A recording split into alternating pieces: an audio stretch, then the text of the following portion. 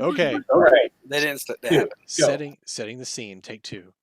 On a moonless night at the western edge of human civilization, down a dusty, dead-end road that winds through the untamable she-wood, rolls a black carriage, imposing in size and peculiar in make. The dwellers of the forest have seen many carriages and wagons these recent days, but this is a far cry from the produce carts, merchant caravans, and heavily laden lumber wagons the interloping humans bring here. The massive thing is a black, moving fortress shaped like a cathedral. The carriage's wheels are wide and widely spaced with black iron rims worked into the wheels. Wrought iron sheets climb up and over walls and roof to reinforce the body of the carriage as well, bolstering its structure like a military strongbox. If one looks closely enough, they are even able to see strategically placed shuttered firing slits that passengers may avail themselves of should there be cause. Those gifted with magic might see carefully laid occult diagrams and etchings spattering up the wheels and onto the iron of the walls. In front, there is but room for a single driver, whose prodigious size and imposing presence looks right at home at the helm of such a massive means of conveyance. He needs not whip the horses or call out to the team of six that he drives. Their hooves pound the dirt of the trail at an unnaturally steady pace, never faltering and never making sound other than the clop, clop, clop of their hooves. Though this tiny road is well trod and rutted, with the passing of wagons laden with lumber and foodstuffs, it is treacherous going for the carriage and its passengers. The ancient trees of the shewood press in, their hanging branches scraping and clawing at the walls and roof. You, the specialist mercenary group known as the Ghouls and Gages, ride this carriage to your next contract. Though you aren't sure what this contract entails as of yet. The cool autumn air blows from the west into the hooded face of the driver, but the gray banner next to him flutters incongruously toward the band's destination.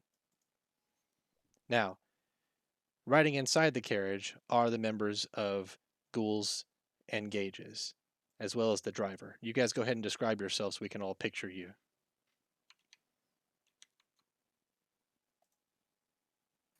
My name is Bobby McMannish. I'm a half-orc. Very, very handsome.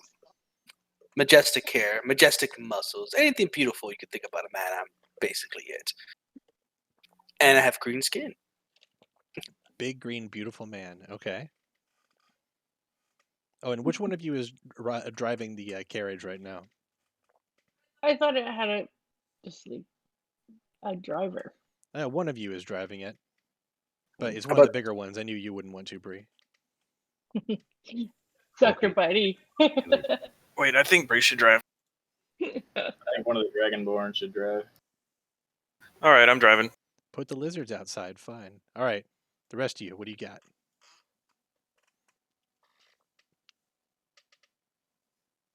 Wait, are we supposed to be describing ourselves? Yes. So we can picture you. Cool. My name is Azurak. I'm a blue dragon, a blue lightning dragon. I've had a long stint of military service here or there, just whether it be mercenary or actual military. I've seen many things. I've trained in many different forms of combat. My character is between a quarter of a dragon's life and a half of a dragon's life, somewhere in there. But I feel like I'm 3/4 of a dragon's life old because I've seen so much action and I've been on so many different tours that I'm just tired of this shit. And so I've joined this mercenary group because I'm tired of doing that other mess, but I'm just tired. But I am in no way means I'm not going to stand up and fight when it's time to fight, because I'm always ready for a good fight. I'm just tired of the rest of the world. All right. Hi, I'm Ren. I am 73 and a half years old. I am a half elf, I am a full elf, and I come from the woods. I don't know any of the names of the elven woods, so I'm just gonna say the woods. When I was little, like 20, one of the people, or one of the mages from my town, brought me this egg, right? And well, Dr. McBitey and I have kind of been joined at the hip since then. He really likes me, but not so much other people. So maybe watch out a little bit. But just let me know if he's bugging you, because then I'll ask him to stop. He speaks a lot of languages. I just like to hang out with my bow, and yeah, that's about me. I've got green hair, and stuff. That's about it. And sorry, I forgot to mention about my guy, Azurak. He doesn't really talk that much. Dr. McBitey will talk for you. Cool. I'm just imagining you putting your hand up your dinosaur in some way and like puppeting him. All right, who's next? Talk to the green thing. Or have you already talked to him? Yeah, we talked to the green guy. But fuck it, I'll go. Name's Maniacal. 300-year-old gold dragon. I've got money. I've seen it all. Got this big ass sword. So if you don't want to eat it, leave me the fuck alone. And roll that beautiful bean footage. Mr. Maniacal, like if you want to be like why have you seen everything and you're rich? So why are you like hunting for money? It's not for money. I just can't get rust on my blade. So I figured, if I get blood and gore all over it, I should clean it. So Okay. Can't get it up without some blood. All right, I think that leaves Jim, Mr. Fuse. I'm a Warforged. I am 6 years old. Just left the military and looking to see the world. So I am just figured I'd take up with a new band. I am F-U53, but you may call me Fuse. If you prattle on and just want to carry on a conversation, keep it to yourself and you can find someone else. Other than that, if it's about work or something important, I'll talk with you any day. Other than that, leave me be. F you too, Mr. Fuse. fuse. Does it vibrate? Well, no one's been unsatisfied yet. Sam, did you just cast Divine Sense or did you accidentally click on it? I accidentally clicked on it. Sorry. Oh, okay, cool. You can do these things whenever you want. Just interrupt me whenever. I don't have any long monologues like that one just then. That is the longest one I will be doing. So, finally, the road opens up. The branches retreat, and you see grass for the first time in like a day. The road is wide and straight now. Ahead of you, you can see tiny lights in the night that you assume come from Vanger, your destination at the end of this road.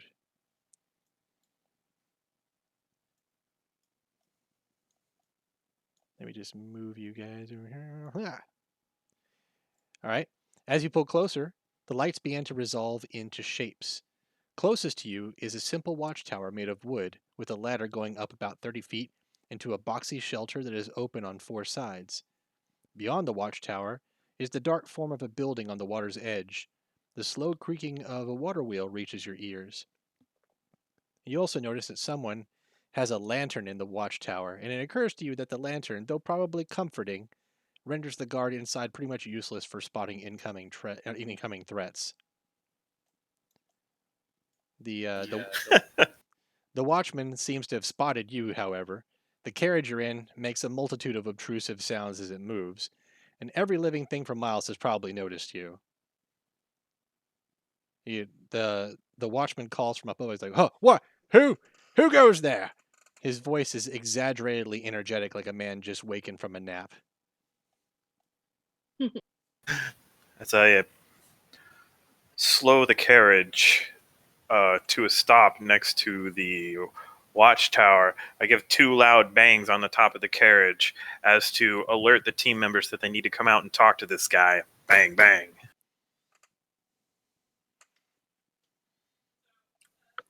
And T-Rex jumps out first and says hi. Wait, your T-Rex can talk? No. What? No, he's Really? No, not T-Rex really. cannot talk. Okay, He can't like, really whoa, walk. I'm gonna shut up. No, he can't really talk, but he can sort of, be scary. Hmm. I like that. I like that. I walk out behind the T-Rex and I walk towards the tower. Sorry, I just had to put a little icon out there for you so you have somebody to talk to. Forget how he looks. He's It huge. looks really wrong. Yeah, he's What's he supposed to doing be with his sitting hand? down. Yeah, I know. He's Is that a jacking off baby? in that tower. He goes, "Oh, who are you people?" Good evening, sir. Just a band of misfits looking for some, I don't know, things to kill. You happen to have any here, sir? Things to kill. Oh, monsters preferably. Sorry. I don't know much about that. Is that a dinosaur? Yeah, he's pretty cute, right? Yes, incredibly cute. And oh, you. How many people in your party? 5.5. Who counts for the half? Either me or Mr. Mighty. It's cool. Dr. McMighty. Yeah. One of us. Well, you look legitimate, and it's not my job to stop people on the road so much as call out to them. Not sure what else I'm supposed to do at this point. You can go on in. Okie dokie. So he kind of like retreats back into his watchtower, and you see like the he like brings the lantern back up to his face and kind of tries to look out at you like it's gonna do something. He doesn't seem like the brightest sort of guy. You might want to put that out, bud.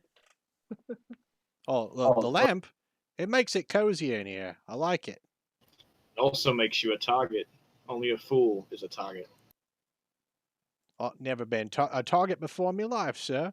I'm just here to stop people on the road as they come into town.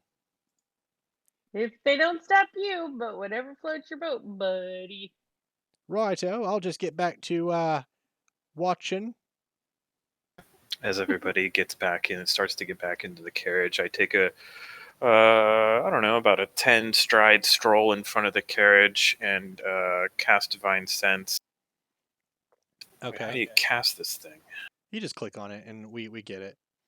So your divine sense, you can sense that the guy essentially is good, but it's also going like nuts. Like your divine sense is going nuts because you're near the team of horses that you guys pull the wagon with. The horses do not breathe, and they don't eat, and they don't sleep, and they're very, very obedient. Well, yeah, they're my undead horses that travel in my carriage. So your divine sense kind of kicks off to you like it sounds like kind of like a grating nails on a chalkboard thing when you go near them, but otherwise you're pretty clear. Yeah, I've gotten used to it. All right, take a look around, get back on the carriage, and suppose let's move the carriage across the bridge into the town where we can look around. All right. The wooden bridge that spans the river feels very sturdy, like a luxury for ones that travel like you do. You suppose that a logging town that can't build a wooden bridge would wither and die of incompetence before it could grow to the size Vanger has. You pull into a square, like in the middle of town over here, and you come to a stop in front of a wood shelter with a thatched roof. It's dark under the roof, but the layout brings to mind like a produce market you've seen before. You see like a smith and a stable and a few houses from where you are. Most of the buildings in the square are shuttered for the night, but the two-floor tavern that is over here is very bright. Various figures in peasant garb mill into and out of the open door from which warm light spills out into the night.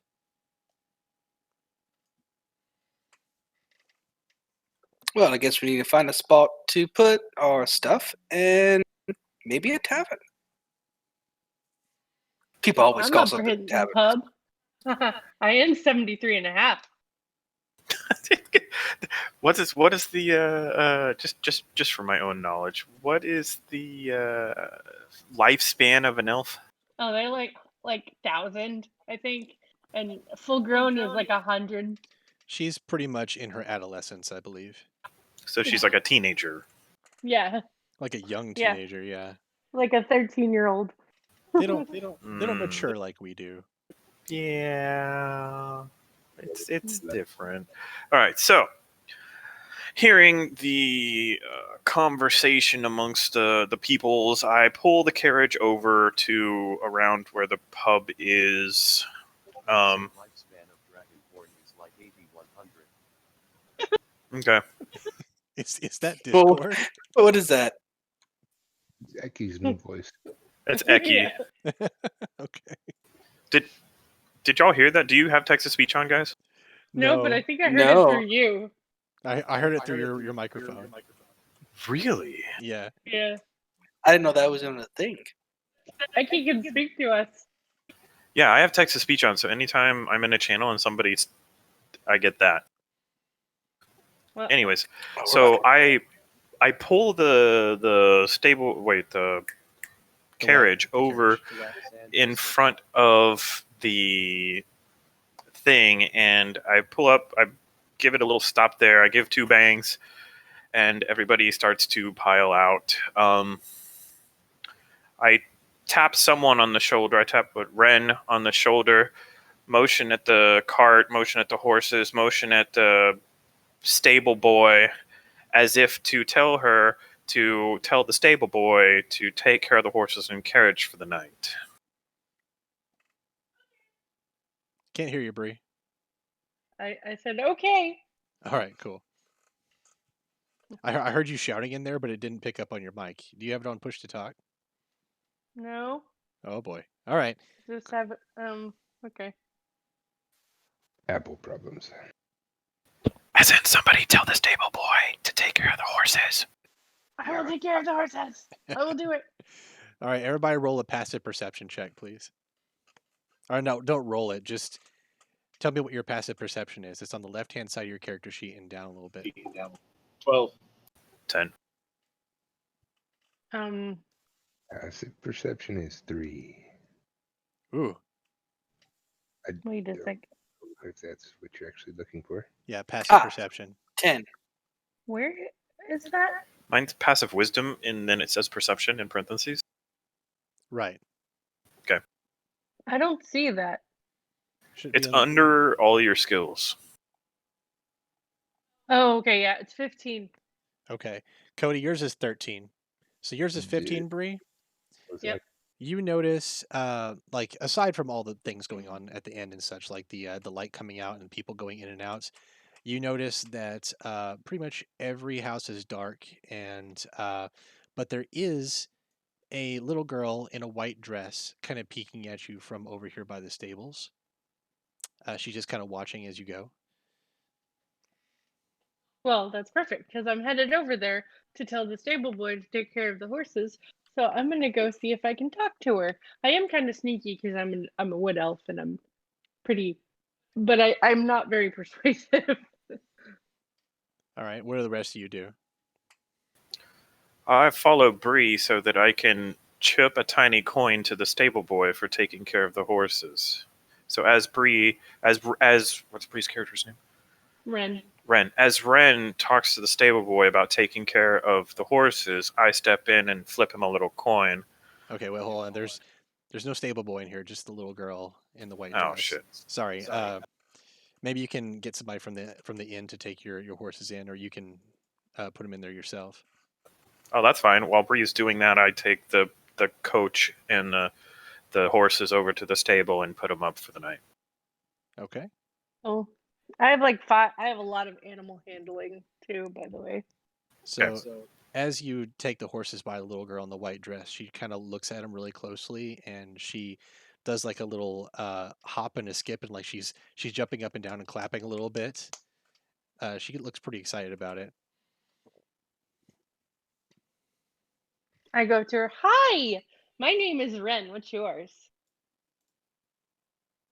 She kind of turns toward you and looks at you, and like as excited as she was about the horses, her face is like completely a mask of stone, like completely blank toward you. And she goes, Freena. In that case, before I put the last skeletal horse up, can they be skeletal horses or do they? What, Sure, like, sure. yeah. Okay, as I'm putting the last skeletal horse away, in its stall, I bring it over to the child before I put it in the stall, and motion as if to ask her if she would like to pet the horse. She looks over your way and she kind of bounds over there to the horse and kind of touches it. You see her shudder a little bit and smile at the same time. The smile never really touches her eyes, but she looked like she's enjoyed that quite a bit. Then she looks up at you and then turns and runs out of the barn. I finished putting the horse away. Now, gents, let's go get us a drink. Possibly someplace to lay. God, my back is killing me. We need to get some struts for that wagon. Bree, is Dr. McBitey staying out here or is he coming in? We'll have to see how people in the inn take his. Okay, side note, how big is Dr. McBatty? He's a baby Guess- T-Rex. He's a baby Baby T-Rex. T-Rex He's are about as usually- tall as us, like Oh, normal okay. people. Wait, he's a T-Rex? I thought it was a Velociraptor. He's got the Nope. stats of a Velociraptor because that's how high you can go, but he's a baby T-Rex. Oh, Jesus. All head and all, no arms. Got it. Are we supposed to have dynamic lighting? Yes. Okay, because it's all I see cattywampus. nothing. Is it being weird for you? Like, can you see the whole room you're in? Can't see anything. It went black. Yes. Is your screen too zoomed in, Bree? Oh, hang on, Bree. I didn't turn Nope. on your dynamic lighting yet. Boom. There we go. All right, cool. All right, so you walk into the bar. Everybody's kind of looking at you like what they don't know what to make of you. However, you notice that there's a bar on the right-hand side over here, behind which a muscular man takes orders, fills drinks, and wipes things down. Kegs are lined up on a sturdy-looking shelf behind him, and mugs and such. To the left are the rows of tables you see there, benches and various cliques of town folk sitting with each other, though not a lot of boisterous conversation going on. The place is crowded with adults and children, surprisingly. The children are awake and energetic, even though it's pretty late. They're running to and fro, talking with each other. The adults, on the other hand, look a bit haggard and worn down. The guy behind the bar, the innkeeper, he goes, "Oh, come in, please. We don't get a lot of travelers round here, but we still know hospitality. At least here we do." And then he kind of points, like, is that thing else broken? Oh yeah, Dr. McBitey's the best. Don't worry about him. He's probably more housebroken than half the people in here. I was talking about your orc, but okay. And he kind of I don't know about him though. shoots a smile your way, Bobby. Like he's like, "Oh, you get it. You get it." Oh, you cheeky bastard. Yeah. Since I don't drink, I'm gonna post up by the door and guard the entrance. All right. The innkeeper said, "Have a seat anywhere you want. One of my beautiful daughters will be on over there to take your order whenever you want." So, wait a minute. Do I got gold? You all have a apparently- bit of gold. It's fine. Okay, so I got nothing. Yeah. It's okay. I will assume you all have a little bit of gold. So, as you guys sit there, right, a boy no more than 18 with like a stupid mop of hair and a permanent smirk on his face, like he shouts, he's like, "Hey, another round, serving girl, for me and my men." His men look no older than he does, though a few seem to be doing their best at growing like wispy mustaches and such. Is that one sitting on the table? Yes. That one? Yeah. The serving girl comes around. She's a young woman of like astounding beauty and grace. She glides over to their table with like a round of beers. The guy that was just shouting, like, grabs her hips and forces her onto his lap. The girl, like, she seems like she's used to this. She sighs and she rolls her eyes, and she's using her unwanted sit down time to brush a stray lock of her curly blonde hair out of her face. the guy is like, "Hey, when are you gonna come riding with me, serving girl? Tonight?" And the girl smiles and laughs. She's like, I've never ridden Prit, and in your state, you probably get yourself or the animal a broken leg. Also, again, my name is Trini. And Prit, the asshole that has her on his lap, he smiles and laughs, and he goes, he goes, enough with this fence sitting serving girl. Let's go out and do something reckless. And serving girl, Trini, replies, if by reckless you mean let a stupid animal between my legs, hard pass. And Prit makes like he's about to slap her.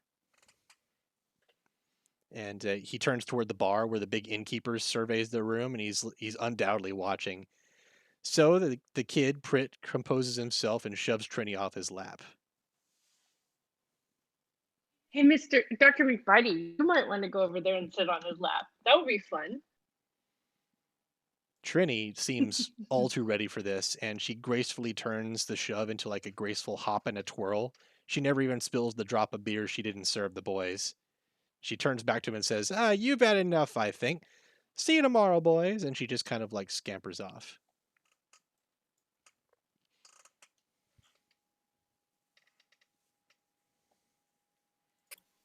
Well,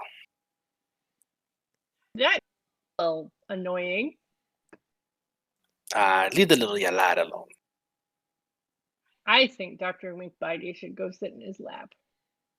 And the guys over here, like at the table, kind of overhear you, and they kind of look your way like they don't really know what to make of you guys. But at the same time, they look like spoiled little rich kids, and they don't really pay you too much mind after they give you the once-over.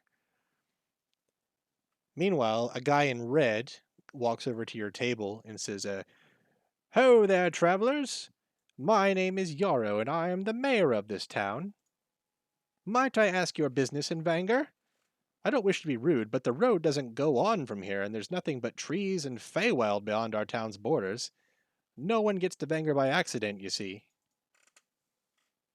Well, we're just traveling a little bit, do a little monsters hunting. Happen to be any around here? Monster hunting, you say? He looks pensive for a second. I did send for some assistance months ago from the kingdom. Here we are. Takes Azurak takes the Ghouls and Gages official business card out of his pouch and passes it over to Bobby McMannish. Here we go. Here's our card, sir.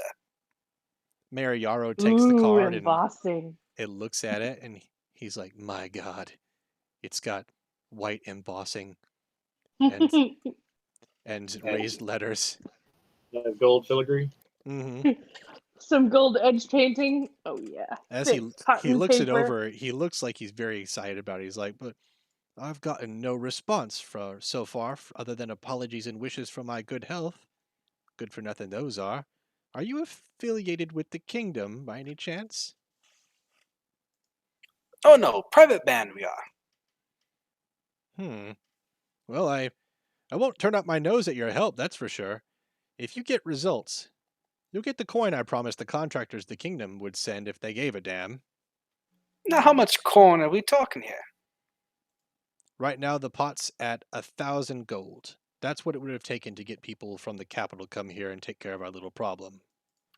1,000 gold, you say? Now, that is a lot of gold, but my question is, what are we killing? Well, in that way, I don't really know. If you want to talk about the incidents, meet me at the mayor's residence tomorrow, eh? This is a small town. A village, really. And he leans in closely and lowers his voice. 3 missing children in a year is a wound that will never heal. Best not discuss it in earshot of the bereaved. And he kind of turns back toward the crowd and the rest of the inn. See me tomorrow, all right? I'll tell you everything I know. What time? The Wait, morning. did you say noon? We haven't invented clocks yet. Okay. In the midst of that, I Towards the end of the conversation, I get up and I go over to the barkeep, tap on the bar, motion for 2. All right, and the guy, he's a big guy, and he's he's a little bit lighter on his feet than you expect. Like he goes and he nods at you, and he turns around, grabs a couple mugs off the shelves, and puts them down on the bar, and like body handles like one of those big kegs over there to the north of him, and just kind of like dumps the contents into the mugs and gives you a wink and shoves them towards you. Ready Meanwhile, on. Penny, this serving girl right here, not Trini, but Penny, she's no more than 16. She shuffles up to your table, a serving tray clutched in both her hands tightly and held before her like a shield. She goes, hello, I'm Penny. Welcome to the Wisp's Hollow. Hi, Penny. I'm Ren. Hi I'm there. Bobby McMannish. Can we get a round of drinks here? Oh, most certainly. You know, we have some great stuff here. For now, consider me at your disposal. You've been on the road. Would you like some food and some beer? My Da brews fantastic beer. I snuck a few mugs once. I loved it up until I threw it all up. My ma's a good Oh, cook too, mind you. But people come for the beer mostly. Can well, I of get the course. biggest, rawest steak that you have and like a huge mug of beer? She kind of turns toward you and she like notices Dr. McBitey for like the first time. And she kind of jumps back for a second and then looks a bit more fascinated and she's like, What is that?" This is my pet. He's my best friend. We've known each other forever. Dr. McBitey, he's the best. Don't worry about him. He's a doctor, you say. Uh-huh. Mm-hmm. He's a very smart guy. Smarter than me. I've known some horses that are smarter than people. Well, you know, Kind of like Dr. Prit over McBitey might there. have eaten them. I think 2 of my horses have been smarter than Prit over there. He I fancies my believe. sister, but she'll have none of it. She can have any boy she wants, and she'd never have a boy like Prit. I think I've been wanting to send Dr. McBitey over to sit in his lap. Okay. So she says, "Will you be staying with us tonight?" I It think depends. so, yeah. The rooms are 5 gold a night. You can rent a whole room for 5 gold, and there's more than enough beds in there.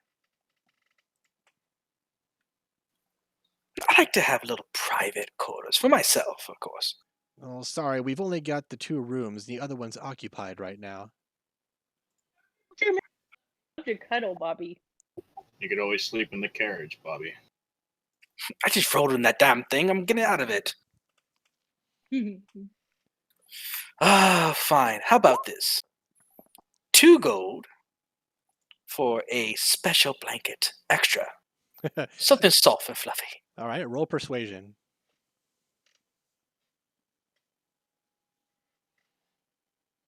I'm clicking it. Finally, we That's roll it? in some dice. Nothing happened. Click on your character model. Ah, there it goes. It was acting weird. Persuasion, not perception. And you suck at perceiving things. Oh, apparently Holy the crap. wrong one.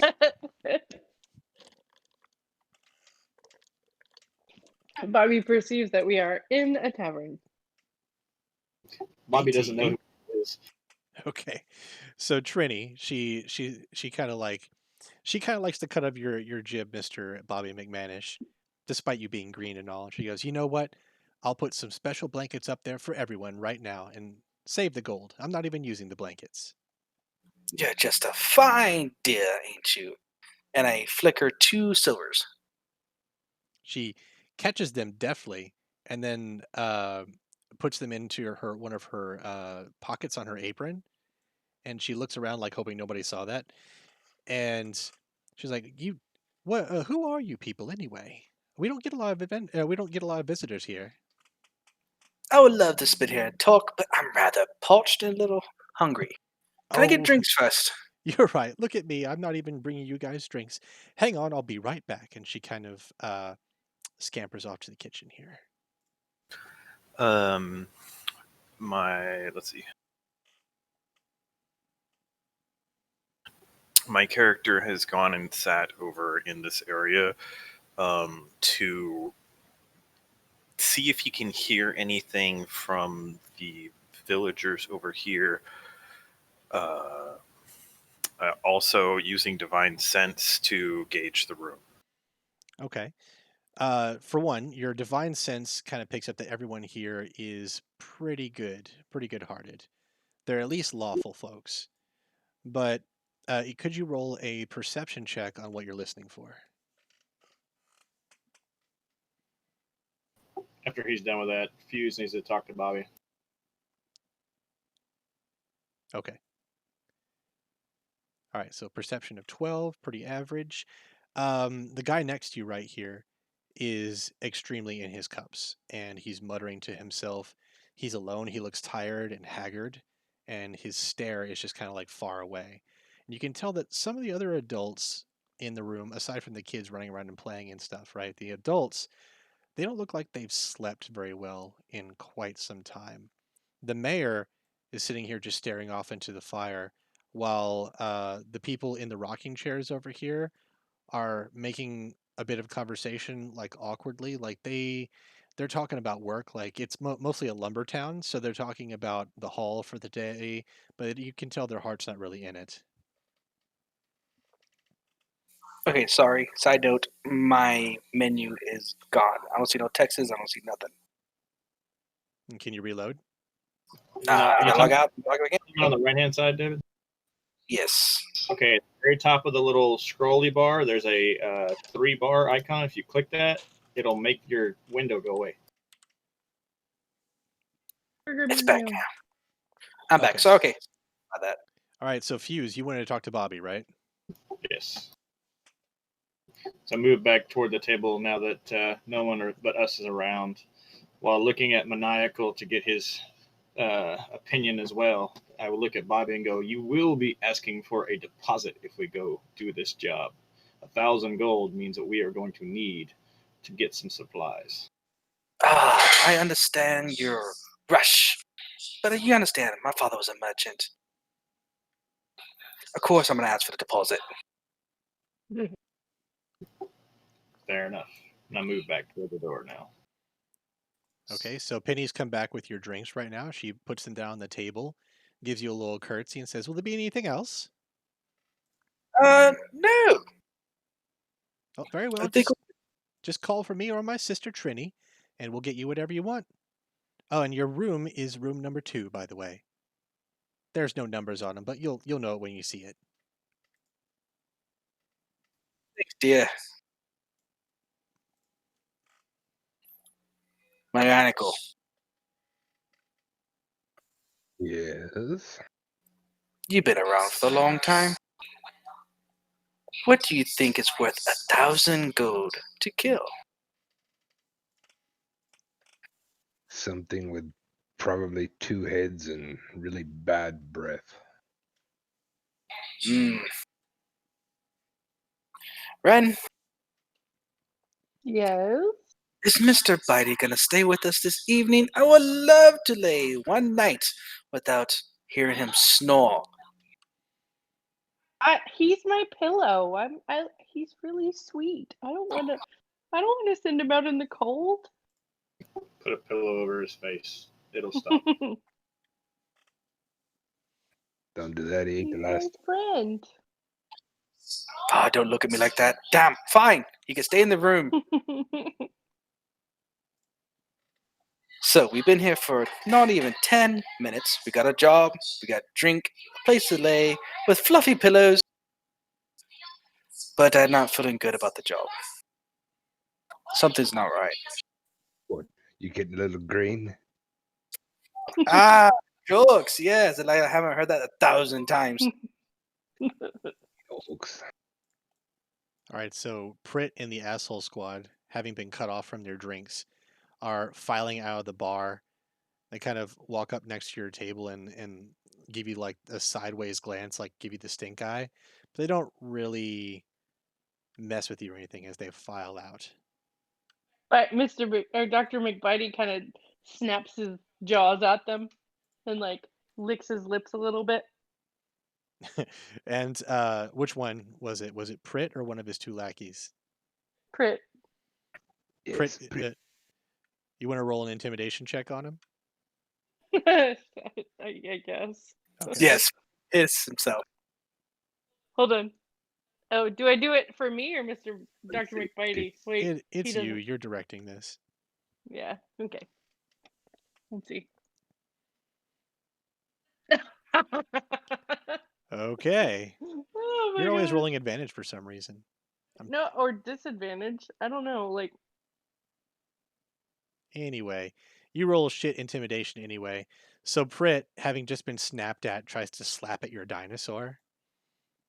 I wouldn't do that, boy. He looks at you. He looks at Bobby, and he's like, "Well, little orc is going to tell me something what to do." Little.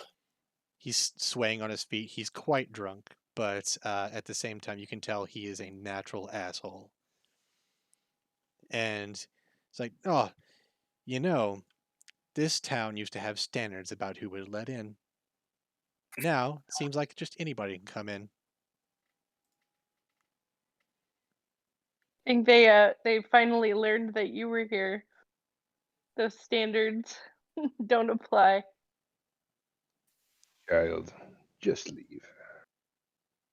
And he kind of like turns back behind him. He hadn't seen Maniacal really come up behind him. And he's like, he turns and he kind of does a little whoop, jump, and then he's like, oh, tell you what, I'll see you tomorrow.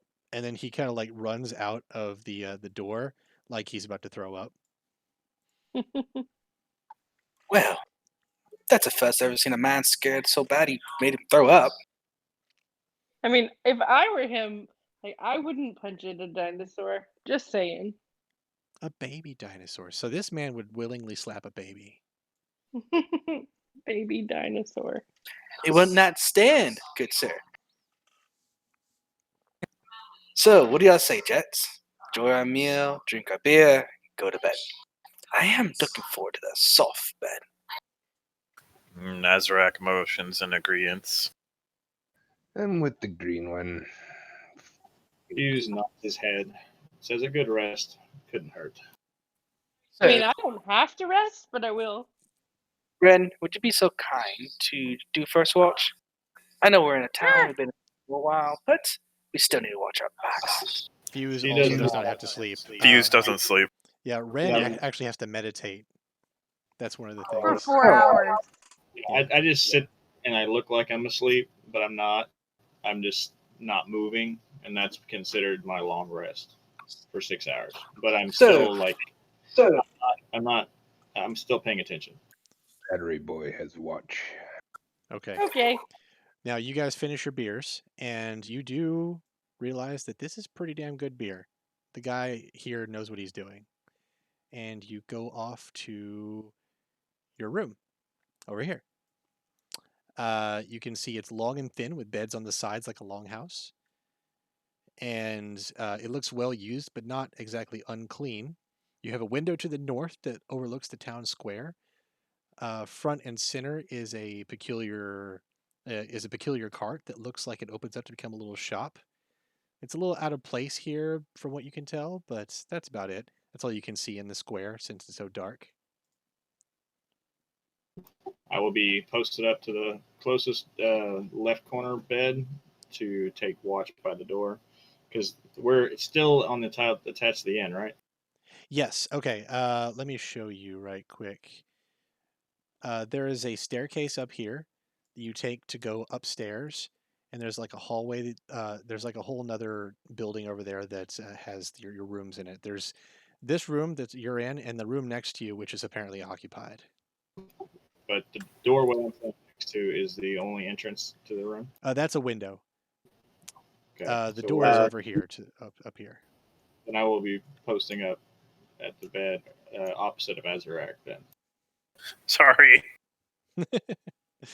Okay. Remember, Yeah. I call the fluffiest bed. Yeah, you can tell that Penny has actually left some extra blankets here on one of these tables, and a couple pillows as well. The one that's on top is extremely fluffy, like it's been hand sewn by someone, and you're pretty sure she left you her blanket instead of just a Aw. blanket. Azurak taps Bobby on the shoulder, points to the fluffy blanket, motions pretty girl and lovey dovey, as to poke fun at Bobby. I would Considering look she's like fabulous. 12. She's like 16, Oh, okay. still underage. Anyway, Yeah. Yeah, but Bobby's a looker, man. I mean, he's a pretty boy. he's a suave boy, yeah. So out in the hallway is the bathroom and everything, but it's mostly just a room to take a shit in a chamber pot. There's no fireplace. Not up here, no. Are we supposed to see, like you were describing other things, were we supposed to see those other things? Because we only see the room right now. Yeah, right now you only see the room. Hang on just a second. Let me hide a couple things here. I'll just put on daylight mode so you guys can see the whole inn. I'll just say, would it be worth our while to do a perception check of the room to see if there's anything special? Pew. There you go. Okay, yeah. So when you were describing stuff earlier, we couldn't see any of that. Like in the room or in the bar itself? Well, you said something about stairs and building. Oh yeah, okay. So you went up these stairs right here in the attached building, and your rooms are kind of up above the kitchen here and the hallway thing right here. Roger. These beds are really soft. And I really do love the blankets. Did it bring out my eyes, Shoes? I'll bring them out. Fuse just turns back and sits down in a lotus position by the door and watching it. I take that as yes. I just meditate on the bed. Okay. And Fighty is like drooling, sleepy. So you want me to take over for the narration for the night, and then we can get you up in the morning? Sure. Okay, so everyone roll a perception check. You'll all have to do one eventually.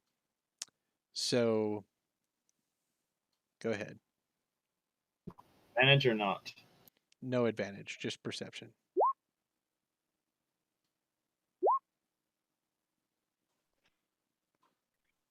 You okay, Drop Bree? it, You shit. spill something? Just drop it. Shit.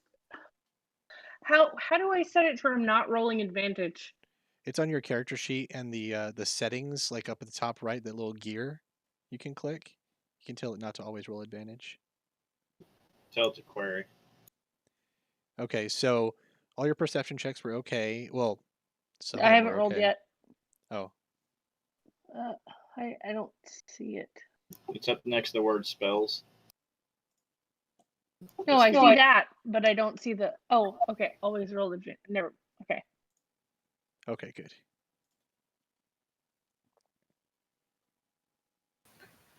I have a feeling that my character is gonna punch Dimple Face by the time this is all over with.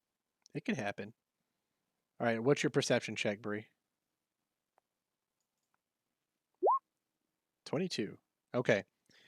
While some of you are sleeping, your dreams are extremely troubled, and you wake fitfully several times in the night looking for some reason that you can't explain to the window, though you don't really know why. Those of you that don't need to sleep sometimes think you see a light out of the corner of your eye, or maybe it looks like a spider web or something kind of floating around next to your head, but you dismiss it. Bree, or Ren, excuse me, you see a couple lights somewhere outside the window as the night rolls on. What do you want to do? Are they like bobbing up and down? Are they stationary? Are they moving? Are It's they? nondescript. You're not next to the window right now. So like you just see light coming from the window and you see your friends kind of like not sleeping super well. Well, I might as well get up and go check it out. Look out the window. Guess I should get up and go look out the window. Okay. Hold So you can see that there are no moon or stars out tonight. You can still make out the outlines of all the buildings. And you don't see the lights now. They seem to have gone away. But you're pretty sure you saw something out there that was generating light. And now that you think about it, you're pretty sure that as the lights danced around out there or moved around, people's sleeping and such became more and more erratic and troubled. How's Dr. Bitey? Is he dreaming? Yes, you can tell he's trying to run in his sleep. You don't know what for. Man, he's really agitated tonight. I kind of whisper over to Fuse. Have you seen anything? Keep seeing something. I don't know what it is. Are there can we hear anything from the tavern downstairs? Are people still there? No, it's completely quiet downstairs. And we haven't heard anything, just saw the lights. Just saw the lights. Yep. So we're having trouble sleeping and nightmares and stuff, or what? Yes, your sleep is extremely troubled. You're probably having nightmares, but not ones that you really are aware of at the moment. And our horses don't make any noise whatsoever, right? No, they don't. They're undead horses. So I don't really have an excuse to go check on them. It's not like they need anything. You can do whatever you want. Hmm. He jolts up from something he doesn't remember from his dream. Oh, my hair! Oh, Fuse, what are you doing up? I No, saw stop. some weird lights. But they're gone now, and I can't. And it seems like everybody was super agitated while the lights were going on. I'm trying to decide if I should go outside and check it out. Lights? I think they were kind of bobbing around, but I'm not sure. I was a little bit in meditative land. Wake me for fireflies. Everybody was. You can't tell me you were dreaming or you were sleeping peacefully. Nobody was. I had a gold in my pocket. I was doing fine. All right, Sam, you got divine sense going on? Oh, you're still asleep. Okay. Someone poke me. Az, wake up! Mm. Nah, don't look at me. I roll over and cast Divine Sense. Okay. So your divine sense right now is humming along. Your friends around you don't give off any weird vibes. The inside the inn, you don't get any weird vibes. But outside the window, maybe a little distance away, just at the edge of your senses, you feel something there, and then it leaves. It's like it's like sinister music to you, like a lot of minor chords and a lot of a lot of weird instruments you don't understand. So, what do you think? Something wrong? I look at Fuse and give him sign language that basically tells him minor disturbance, no immediate threat, probably a fae of some mischievous sort.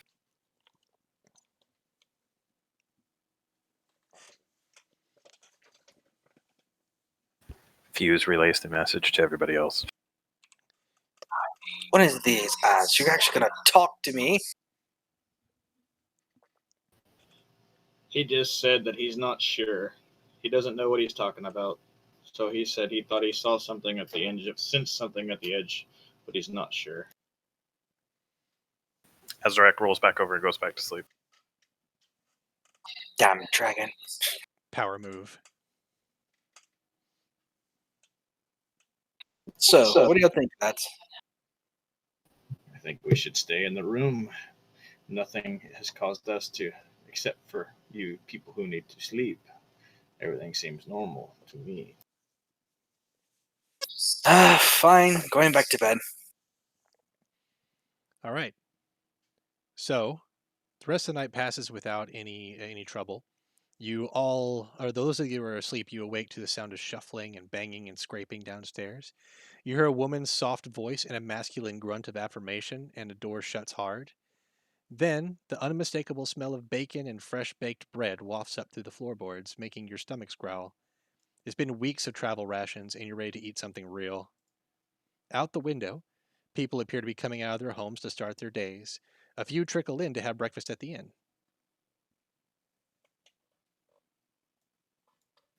I don't know, but let's have some breakfast. Yeah, let's head downstairs. I'd like to see the rest of this town.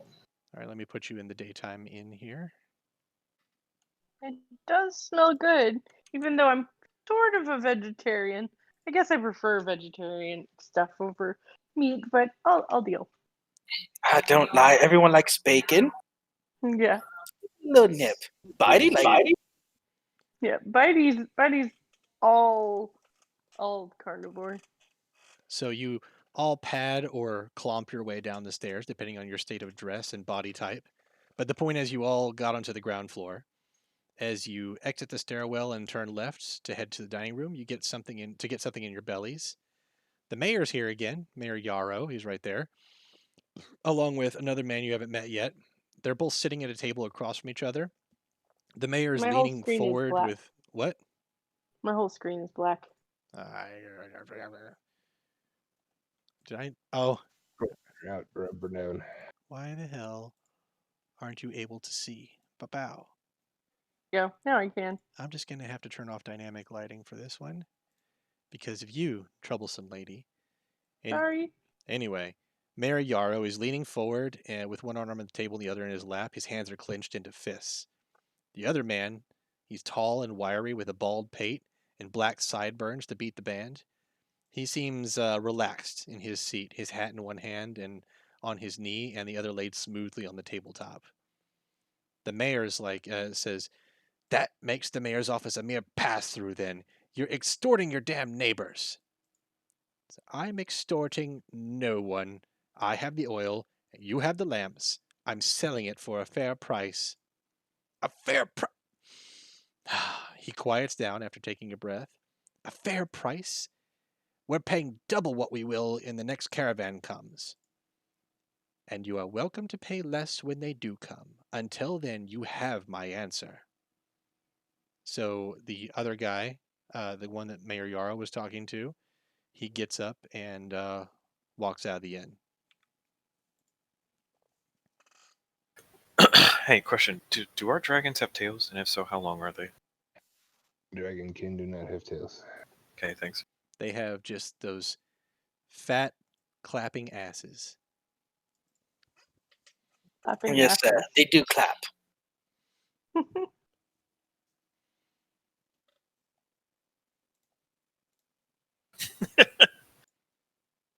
Sorry, I had the really sudden urge to dictate my character jumping on the table and twerking for Bobby.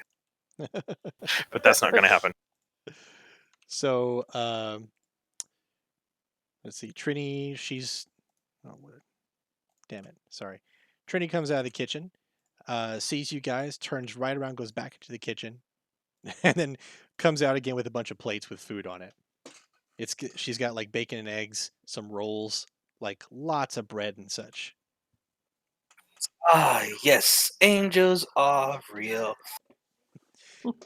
She gives you a little curtsy and spins around for you and kind of does like a little pose like she certainly is an angelic person. As Azurak gives her a wink, a friendly wink as she places the food near him. All right. She winks back, does a little twirl, goes back into the kitchen to keep on doing her chores. For my Mr. Bitey, I kind of yell at her. Sorry, I only heard the second half of that. I said, "Do you have any?" As she's running by or running by, I'm like, "Do you have anything raw for Dr. Bitey?" And she calls out from the kitchen, "Yes, yes, yes, hang on." This is not a normal thing. Sorry. Oh, and the bartender is there. Ta-da! Had to put him there. She comes back out with your steak for Mr. Bitey. And she's like, and she turns to you and says, can I throw it to him? Yeah, sure. He won't mind. Okay. And she does like a little throw with her arm, and Mr. Bitey catches it. Well, before she leaves to go back to the kitchen, Azurak motions a round of those beers from the barkeep, please. He's like, No, just kidding. Bree, we can only hear like the second part of what you're saying. Damn it. I said it's 5 o'clock somewhere. No, this is pretty normal for folks like, out in the woods and stuff, it's sanitized. Yeah, He- beers are more common than water. Yeah, he Safe. looks at you with like a respect in his eyes, like, yeah, beer for breakfast, and he puts them on the bar for you. Just IRL common knowledge. Before coffee became a steadfast breakfast drink, people actually drank beer for breakfast. Nice. Continue, please. All right, that's it. Like, I set the scene for you. What do you want to do? I'm eating and drinking. Ditto. While we're eating and drinking, I look over to the mayor over there. He's like, "Oh, mayor, we're going to see you this morning, but you're here already. Can we have business? But I am joining my bacon." Indeed, we can indeed have business. Sorry you had to see that. I don't get along with all my neighbors, even though they are technically my charges as mayor. Azurak motions to the neighbor if he would like to sit down next to him. He says, "No, yes, I think I will." And he comes over and has a seat next to you on the bench there. Now, we have certain things that must be done for us to take a job. We need to know what we're getting into, what's the deal, what are the requirements, and a down payment. Well, there are a couple things I can tell you. The down payment, well, I am paying for results, am I not? The down Yeah. I will pay for all of your room and board here while you investigate this matter. I will pay for your food, and I will pay to stable your horses, and I will give you all the support you need, but forgive me, I don't trust very well, because I asked the kingdom for assistance, they sent no one. And now you show up, no information on how that happened. I'd rather keep my coin close to the chest.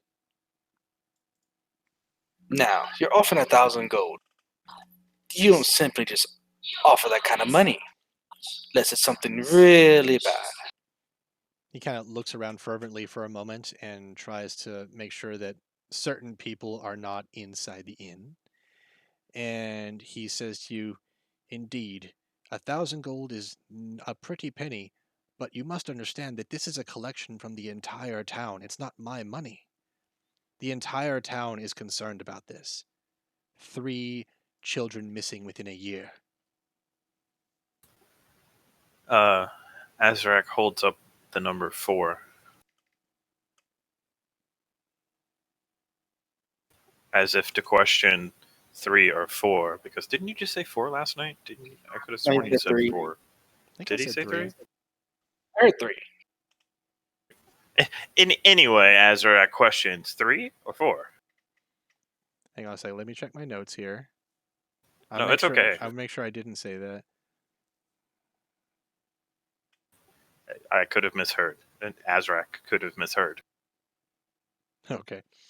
Yeah. He says, no, it's definitely 3 children that went missing. Although one of them was a boy of 14. I'm not sure if I should consider him a child so much as a man to be. Well, not anymore. Tragic thing, really. If you'd like, I can start from the beginning. Yes. This all started a year ago. A boy went missing in one night along. He was playing with children out in the square, and he wandered off, went missing. His name was Reese. His father's name, Palor. He was in here last night. He gets drunk every night. He hasn't been the same since his disappearance. We never found the boy's body. Did he disappear from his bedroom? Was he just walking around No. during the day? Well, the last time people saw him, he was out playing with children in the square. But suddenly he was gone. And no one saw exactly where he went. We just assume he went into the woods. And no amount of pleading for rangers from the capital, or no matter how many search parties we sent, we couldn't find hide nor hair of him. In fact, by the time we got rangers from a neighboring town, somebody that could track, the trail was too far cold and we couldn't find him. He's been declared dead, and his father is mourning still. Okay. What about the next one? The second victim is a little different. He went missing from his bed, from his bedroom. His mother might be able to tell you a little bit more about it. But this boy was missing from his home. The same thing. He went out, never went back. More search parties, more trying to track him. Again, when the rangers got here from our neighboring town, nothing. The trail was too cold to follow. What was the boy's name? Let me take a look at my notes here. Mhm. Nell. His name was Nell. I'll give you directions to all of the principal parties' houses and let you go interview them yourself if you dare. Our third victim was a girl named Prada. Oh wait, no. Oh yeah, I'm sorry. The third girl's name was Neela, and her mother's name is Prada. Sorry. She went missing.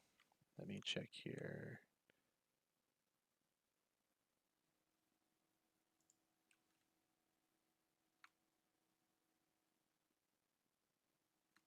Anyway, she went missing a couple weeks ago, and the same thing. We couldn't track where she went. In fact, this time when we sent for rangers, no one came. What were the ages of these children? The first boy was 14.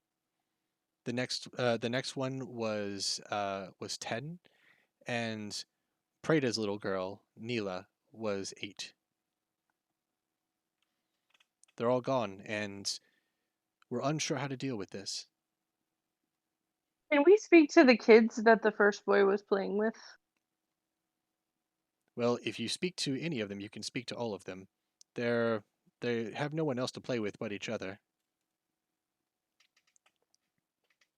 Hmm.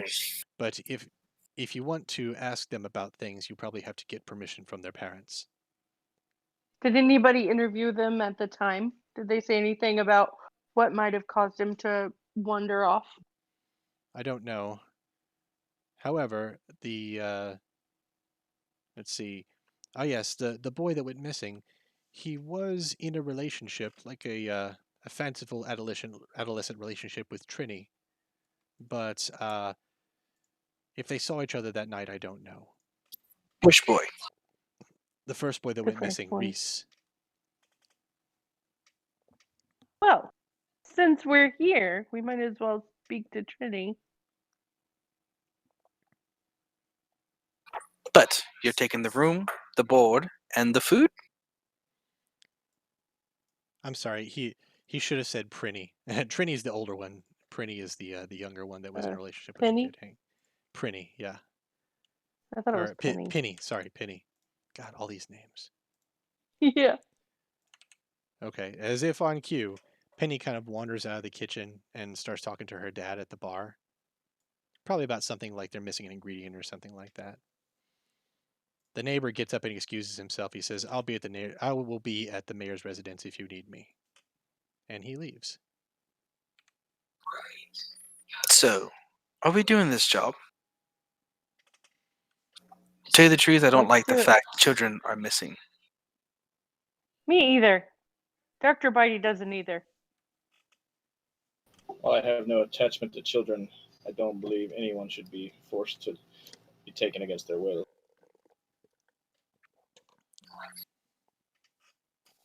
I'm just here for the excitement. I go where the group goes. Until I don't.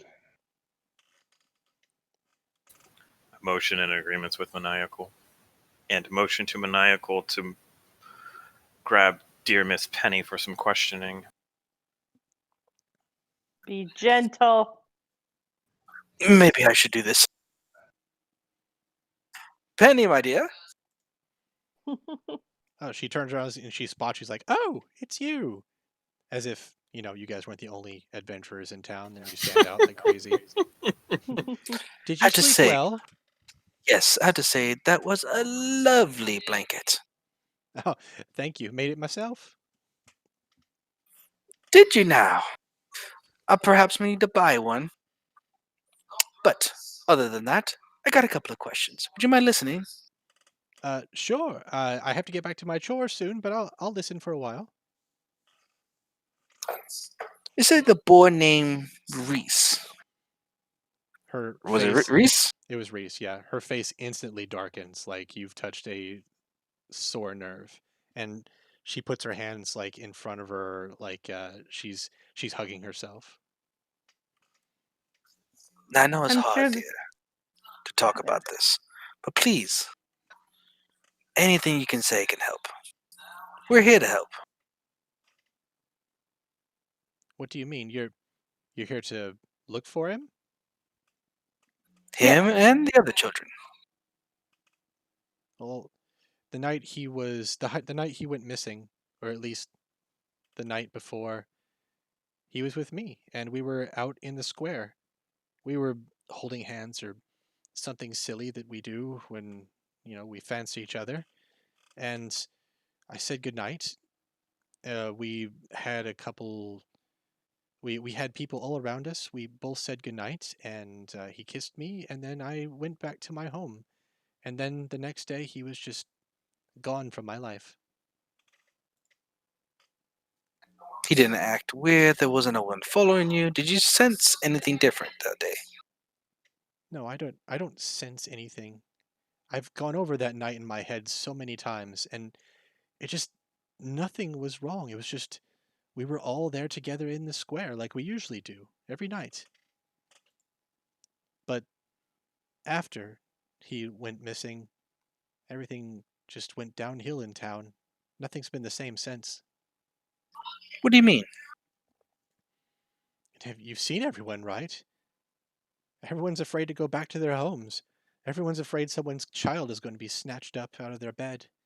Everyone sleeps with lights on. Everyone has oil lamps next to their beds or candles if they can't afford the oil. This is not normal for a town, and Reese was the first person to be taken like this. I'm afraid I'm going to be Are there any taken rumors? someday. Are there any rumors around town of what it could be? Gods, of course, it's a small town. There's rumors everywhere. But none Well, of them tell mean us. anything. Has this ever happened in this town before? Not that I know of. We live on the edge of human territory. We're right next to the Shewood.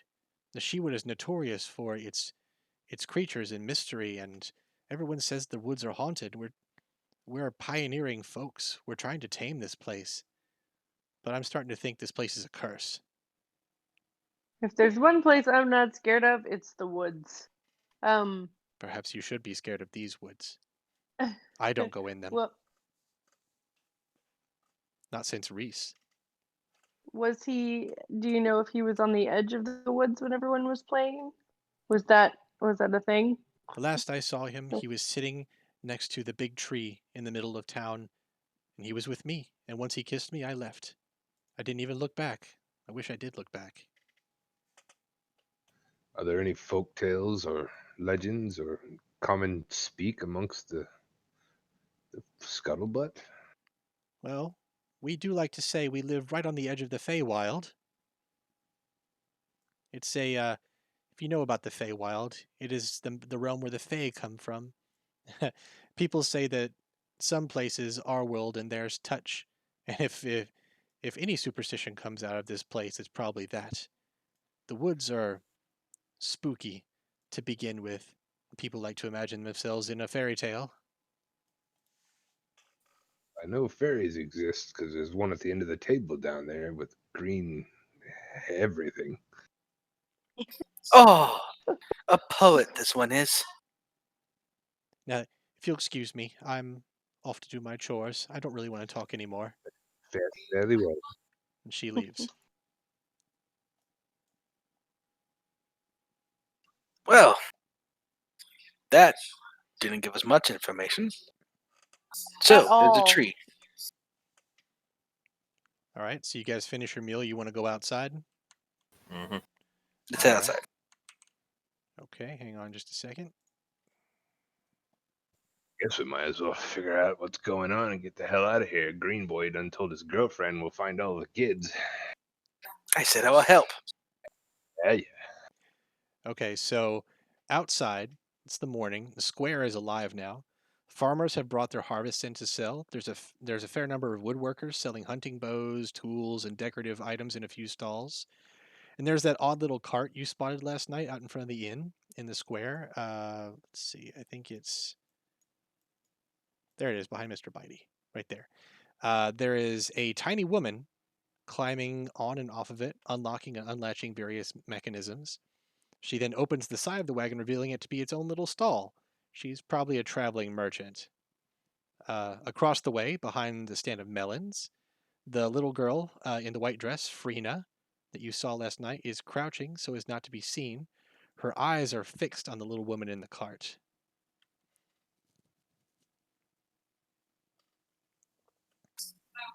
So, this be kind of hard for me to talk all the time when nobody else talks.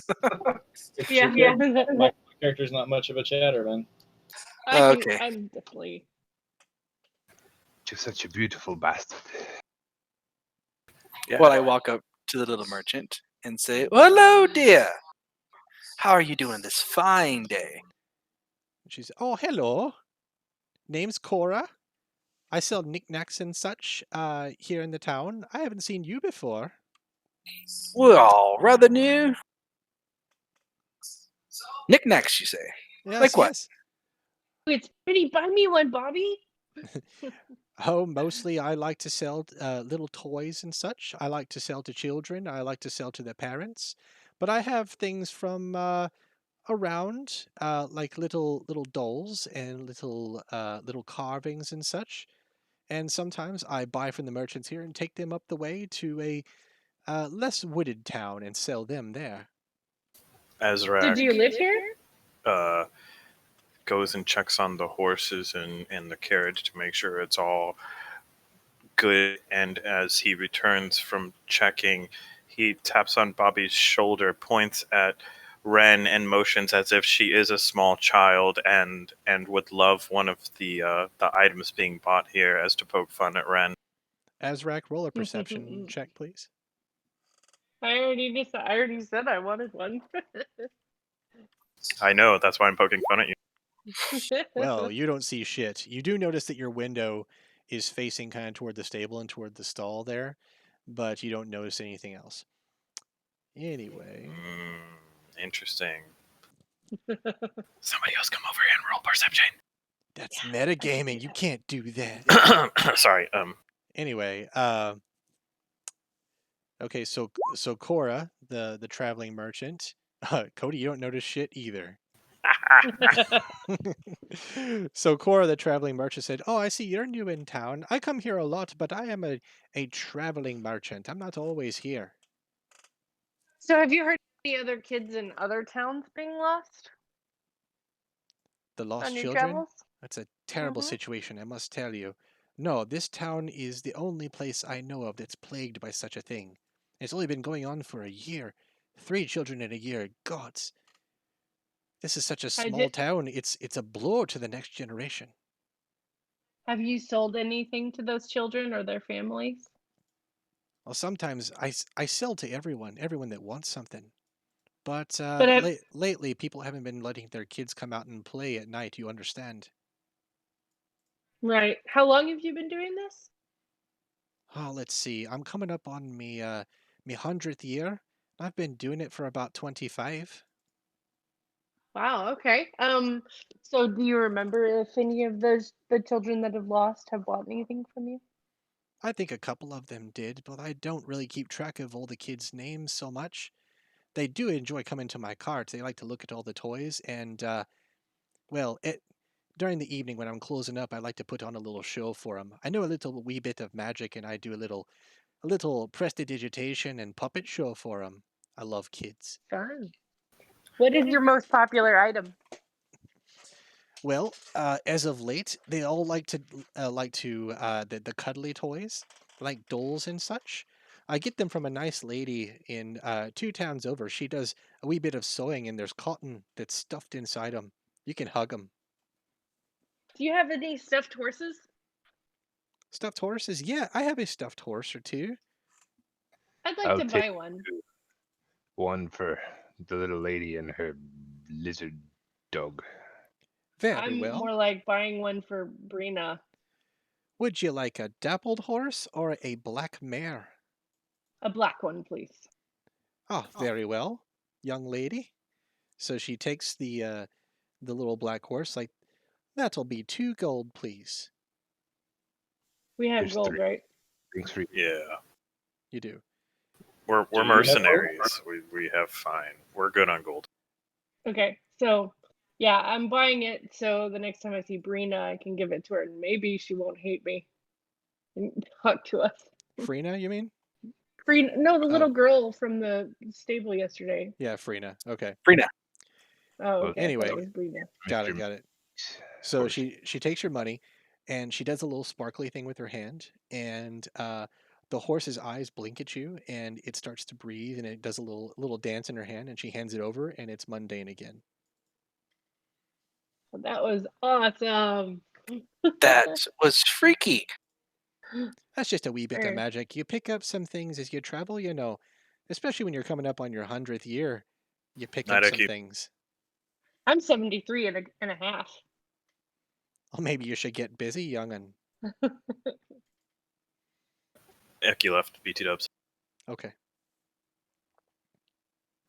As Bobby looks on the card, he sees a hideous doll. Reaches Okay. over there and grabs it. This thing is hideous. I must have it. Wonderful. It'll help you sleep, I'm sure. You look a wee bit tired. Did get a Mm. lot of sleep last night. Well, I mean, they didn't. I don't really sleep. That is a problem I have when I stay here as well, at least in the past little while. Normally I sleep with a light on and it helps me a little bit. GM, are there any fruit carts in the square market area? In the market, the market's not quite open yet. They're setting it up, but yeah, there's like fruits and such. Well, how long do I have to wait to go to a fruit cart? You can do it now. It's fine. Okay. So she hands you the ugly doll, and she's like, I've been trying to get rid of this one for a while now. You seem like the type to take good care of it. As I grab the doll and put it in my pack. Whatever you do, please don't make it move. Listen, you find these children, and you can have another item off my cart for free. Anything you choose. choose the As Azurak walks towards the fruit cart, he casts Divine Sense. Okay. You're So- looking for the ripe stuff. Well, the freaky doll that Bobby McMannish had, I just wanted to see if there was anything wrong with it or not. Or the cart or the traveling salesperson, per se. Okay. As But you mainly do the that, doll. you're not getting anything from the doll, but you do get a sense of a bit of. You do get a sense of evil coming from the fruit stands over there. Roll a Mm. perception check right quick.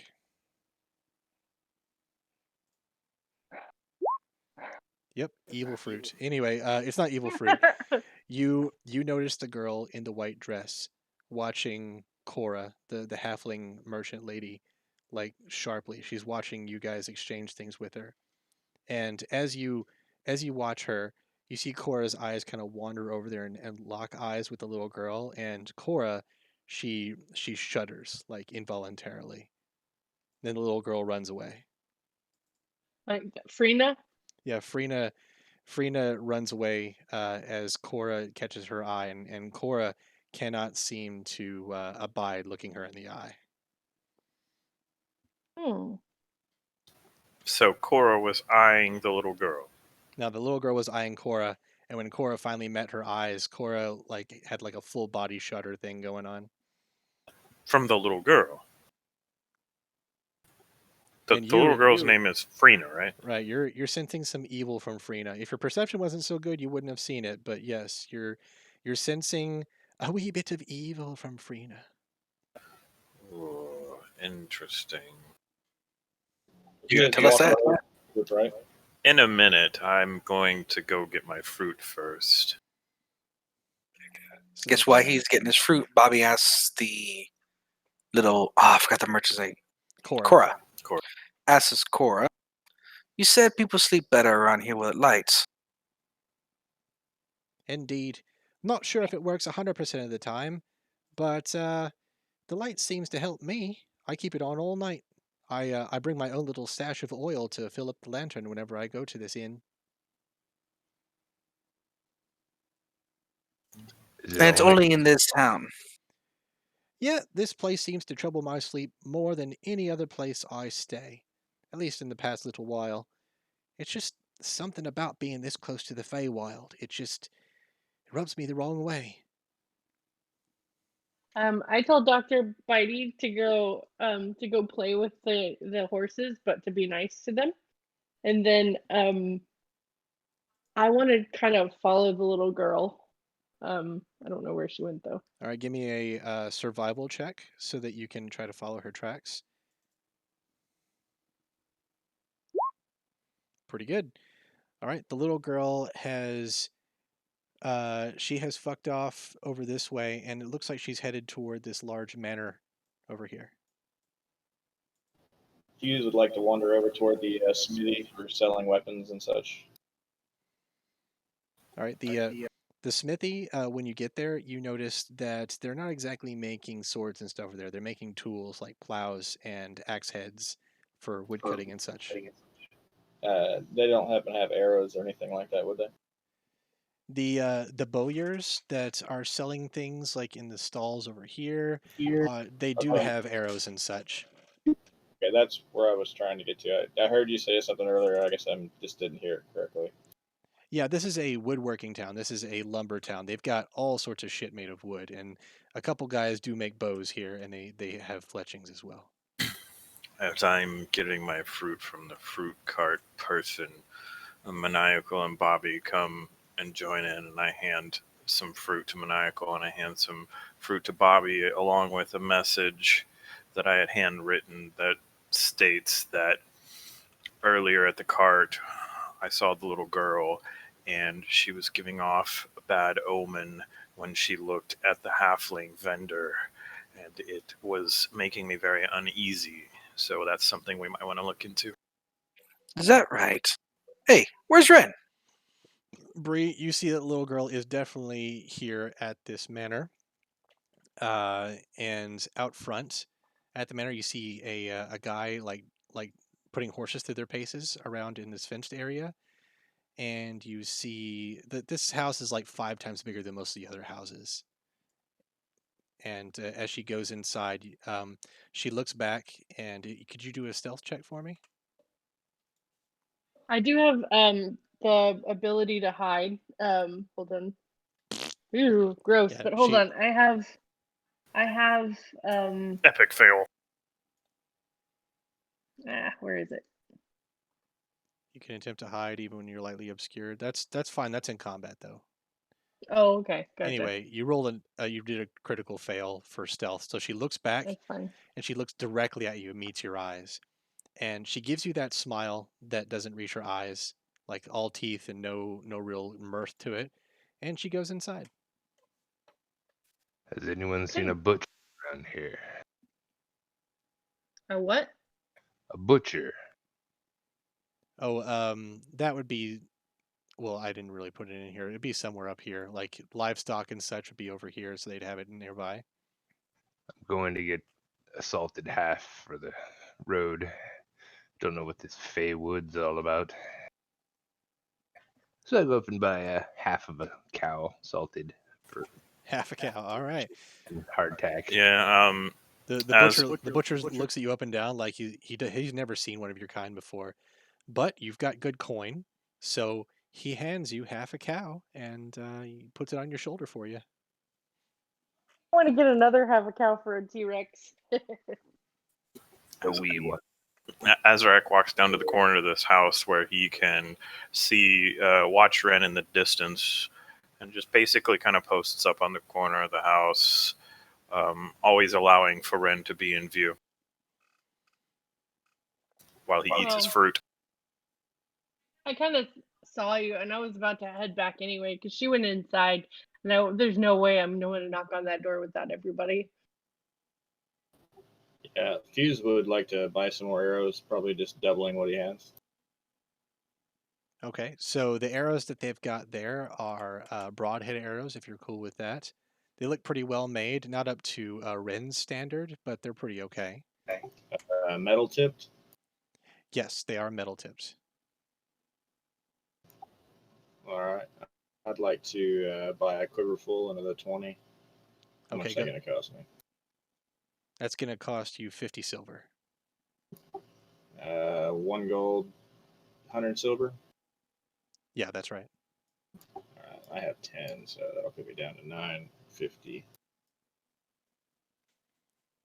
All right, so you guys have a few places you can go right now. Where would you like to go? So, hey guys, that little girl just went into that enormous house over there. Do we want to maybe knock on the door? Cora pipes up. She's like, "What little girl?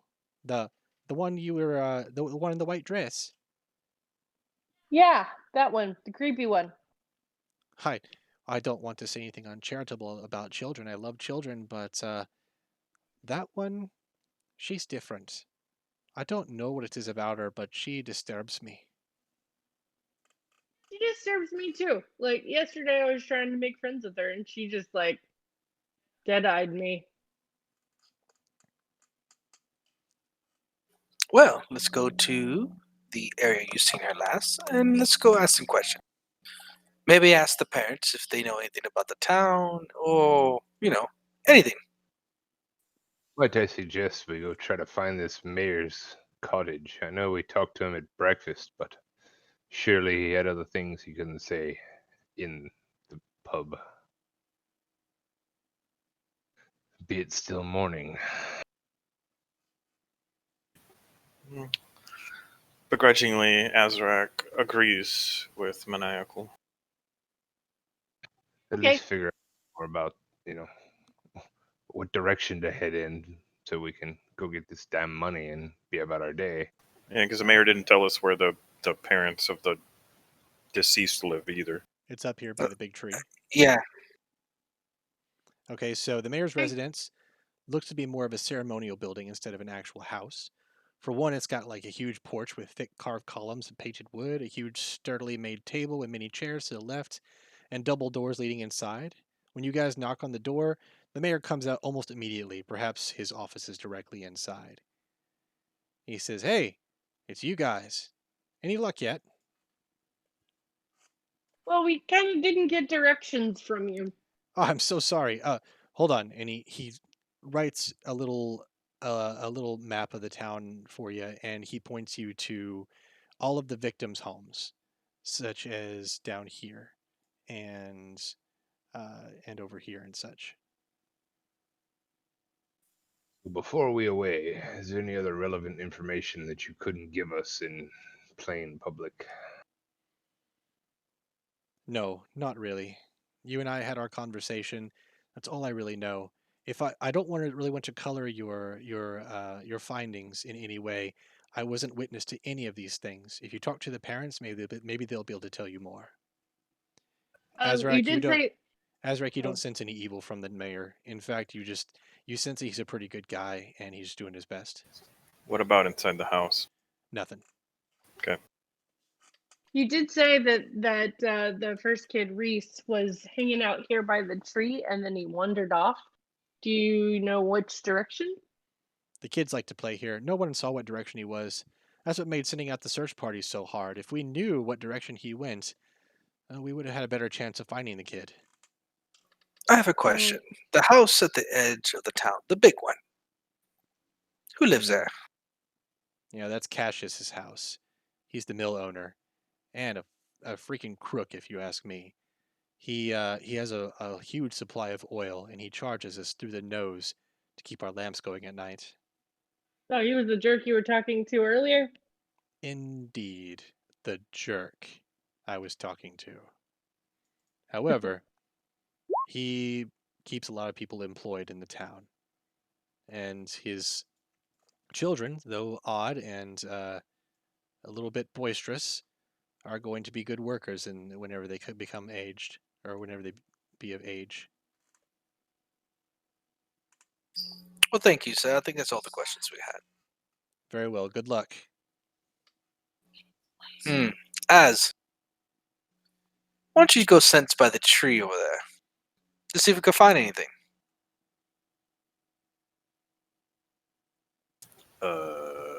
Okay, I'm just going to assume you do it.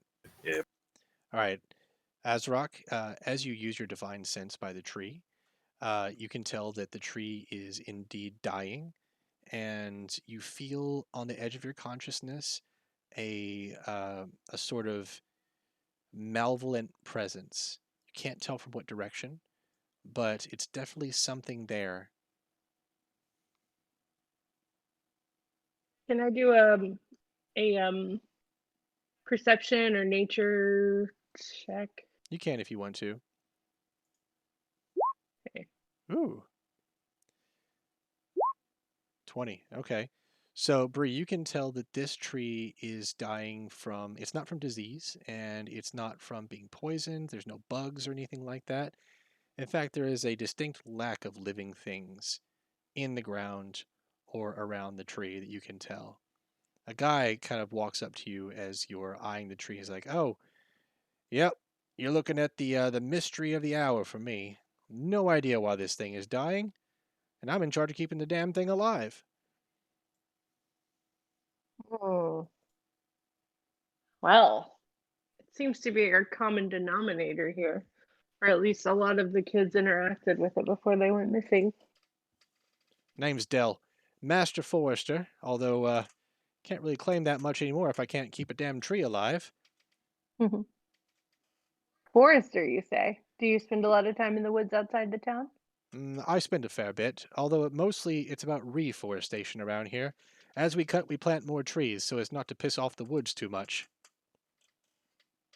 Piss off the woods, huh? Is that something? How does how do the woods show that they're pissed off? Well, local legend says that we're near the Feywild, and the Fey are strongly connected to the woods. We'd rather not do anything to anger the Fey. It's not something that you can really put to words. It's more of a sense that as you cut trees down around here, things take more notice of you, and I'd rather not be noticed, if you know what I mean. Are there any other ways that the Fae may have been angered? Or may become angered? I don't know, other than chopping down all their trees? I don't know. Okay. But do you spend a lot of time in the woods outside of the town? Are there anything special? Is there Mostly to the anything east where special we're out always there? cutting. Where we cut, I spend lots of time replanting trees and making sure there's no spiders and such hanging out for our woodsmen to encounter. We have a lot of giant spiders in the woods. Not sure where they're coming from, but they don't necessarily like us going too deep into the woods unless we cut first. Can't wait.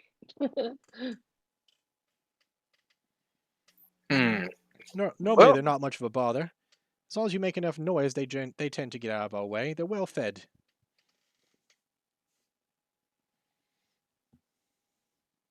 Have you encountered any of the Fae in the woods? No. And even if I did, I doubt I'd be able to see them. Legend has it that you can't see them if they turn sideways, and they don't want you to see them. I've heard that too. Azurak taps on Ren's shoulder and quizzically motions turn sideways. Yeah. Yep. It's a thing. That is a real legend, actually. Yeah. If an elf would turn to their side, you wouldn't be able to see them. It's like they're only 2-dimensional. Oh, I didn't know that. Yep. Now, where do you guys want to go? I guess to go down there to where the children go missing. Okay, so to the houses where the victims were? Yes. All right, victim number 1, 2, or 3? The first one, second, or third? The 2. 2. 2. Okay. All right, so that house is down here. So the house is a little larger than the others you've seen in town. The doorway is more elaborate, and there are carvings of animals and war banners on the sills and frames. When you knock on the door, however, no one comes. So nobody's there right now. 3. All right, number 3, door number 3. Okay, the first thing that strikes you about this home is that the windows are all boarded up from the inside with nails and thick-looking lumber. The front porch creaks under your weight as you knock on the door, and no one answers. Well, it's like a ghost town over here. Well, as you cast about, you see that the neighbors are kind of looking your way, like they're wondering what you're doing over there. Like, hey, you looking for Prada? Why, Yeah. yes. Prada hasn't been out and about for days. We worry about her. We know our boy went missing 2 weeks ago, and we're always a little bit concerned for her well-being. Azurak, you sense the leavings of something very evil around here. You do sense evil, like in and around the house, but it's not. It's like it's not here. It's more like an after image of it. Something terrible happened here. I kind of make a little whistling sound, and Dr. Bitey comes over because I'm feeling a little, yeah, too. So sometimes we bring her food and soap or little things, leave them on the porch, and after they're gone after a night. However, she could not be doing well living on gifts. We also haven't seen smoke rising from the chimney in a couple days either. Now that her son's gone, is she alone? Yeah, she was a single mother before her boy left. He was everything to her. Hope she's okay in there. Well, not Carter. By knock harder, do you mean kick in the door? That's such a strong word. Fuse gets tired and just reaches up and turns the handle. And it opens. And he just makes a shooing motion toward Bobby, just like, come on. All right. Inside, you guys find the place a wreck. There's refuse and feces everywhere. Cookware and clothes are strewn about like a tornado tore through the place. And the bed has been shredded by a wild animal or someone acting like a lot like one. Ew. Azurak proceeds to remove the boards from the windows and open the windows as to ventilate the home. Okay. Smells in Azurak's farts in here. Fuse would like to do a perception check to see what else he notices in the room. Hit it.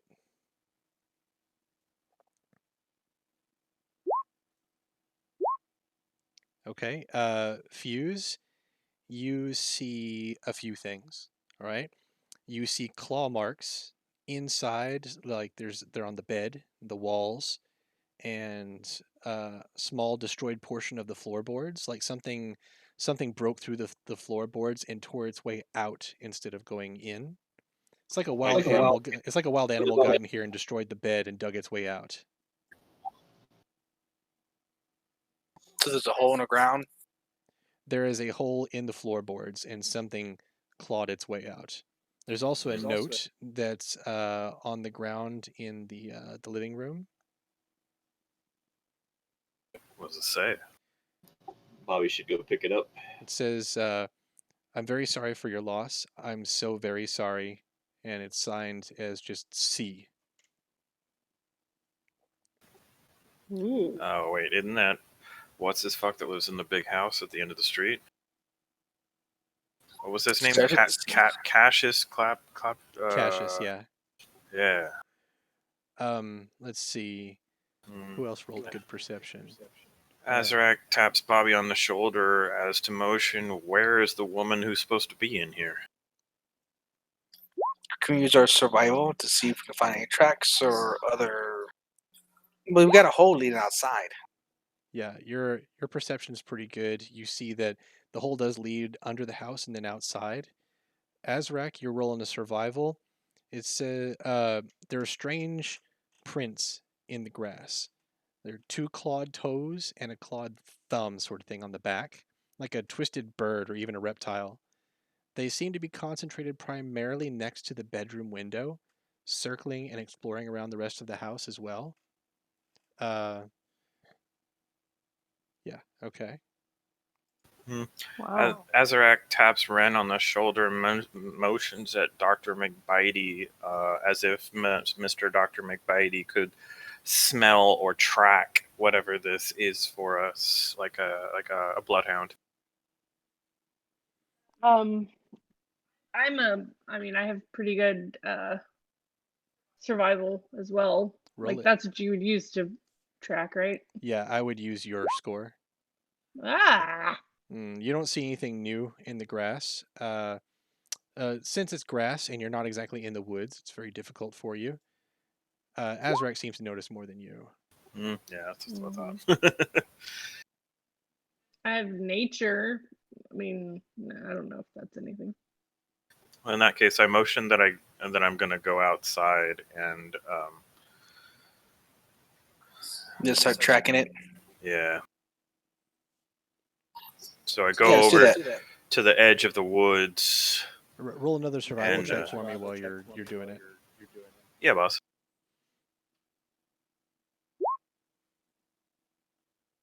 Okay. 18.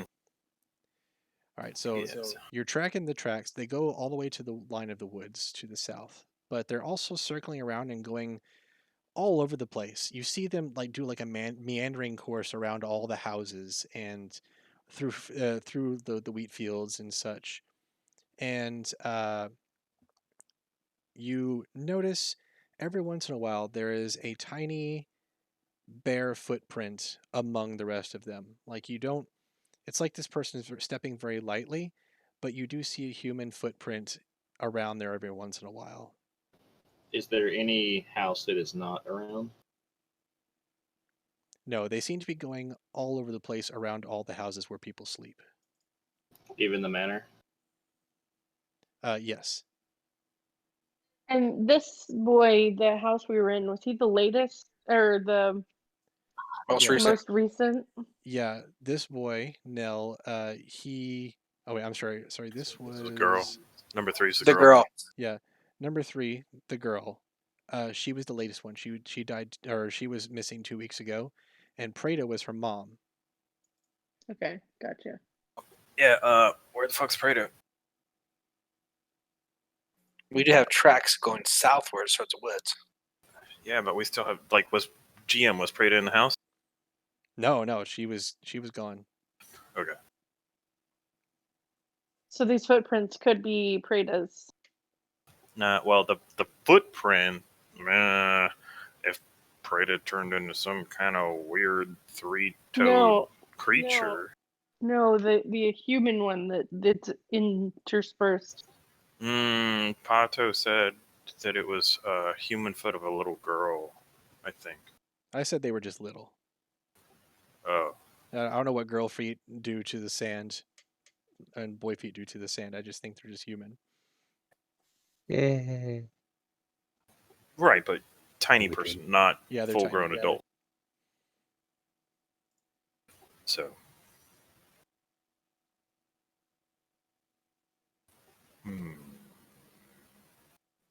So we're not going to follow the tracks to the south?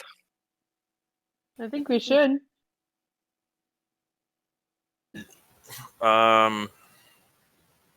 Yeah, I mean, that's the whole point of what I'm doing out here is following the tracks. I've noticed there are bunches of tracks everywhere.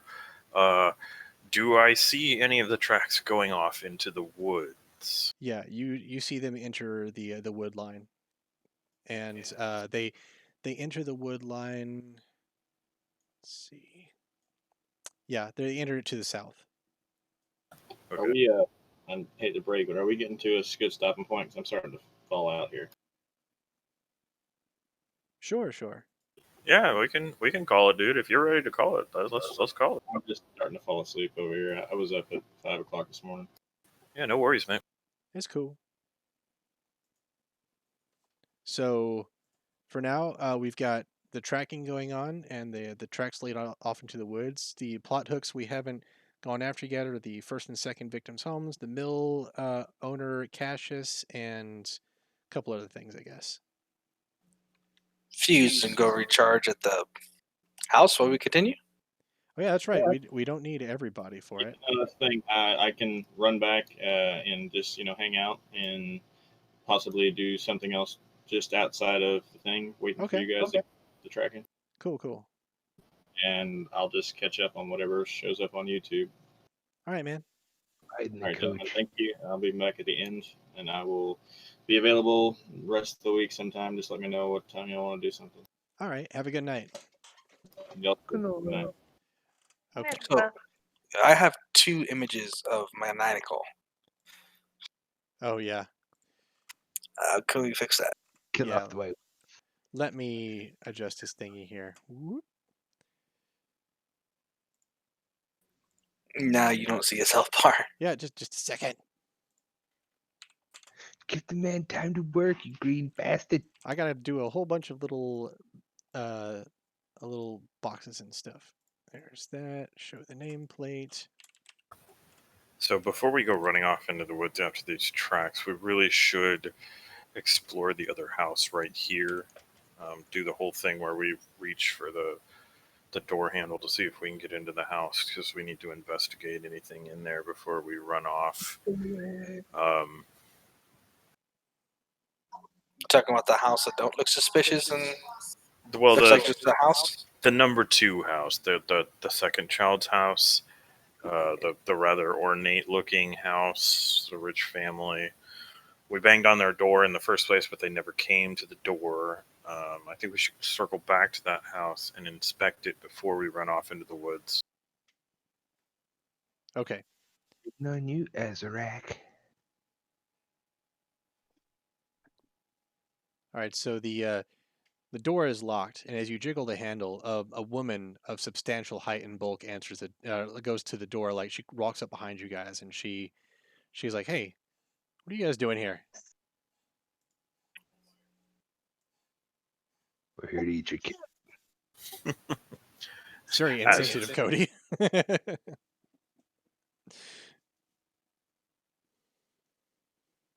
That's funny. A little friend.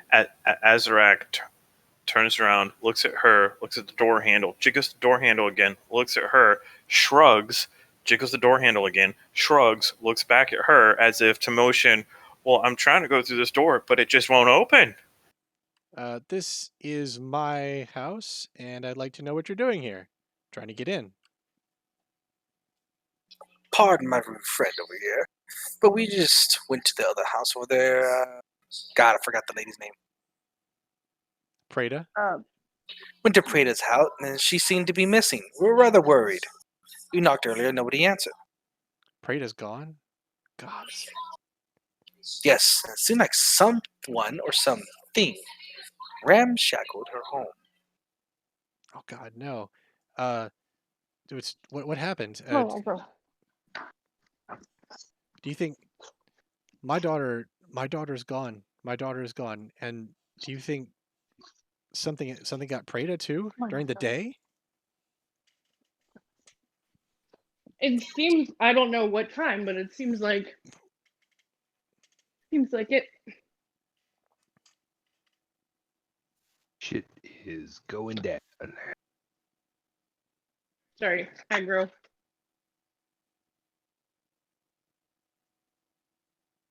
So what did you want to question this lady about? Oh, I thought you were doing something. Oh, I was just saying that, like, we don't know exactly when she went missing, but it seems like something has her. So you understand our concern, dear.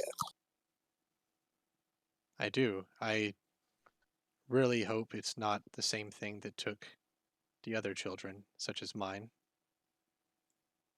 The night that your son disappeared, did you notice anything weird that night?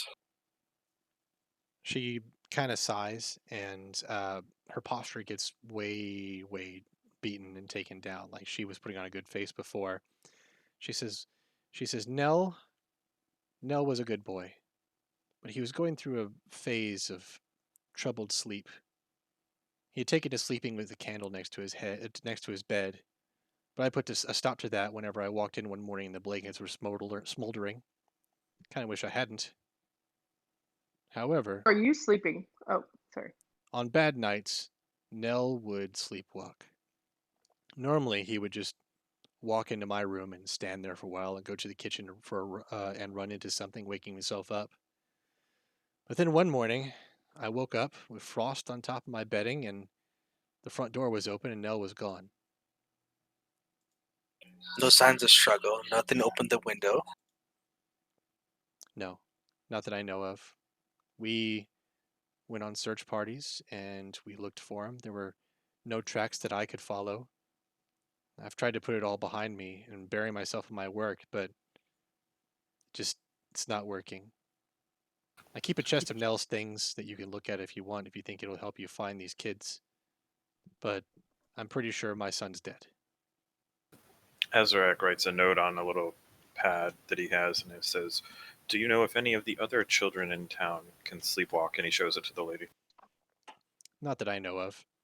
I know that we keep the kids up and we let them sleep during the day nowadays.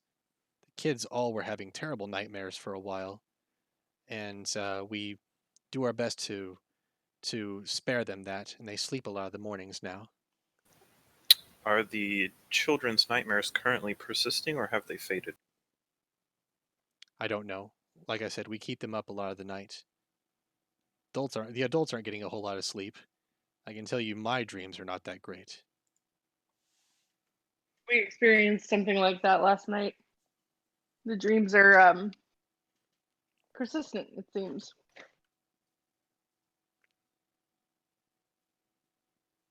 Azurak motions at his head as if he's going crazy.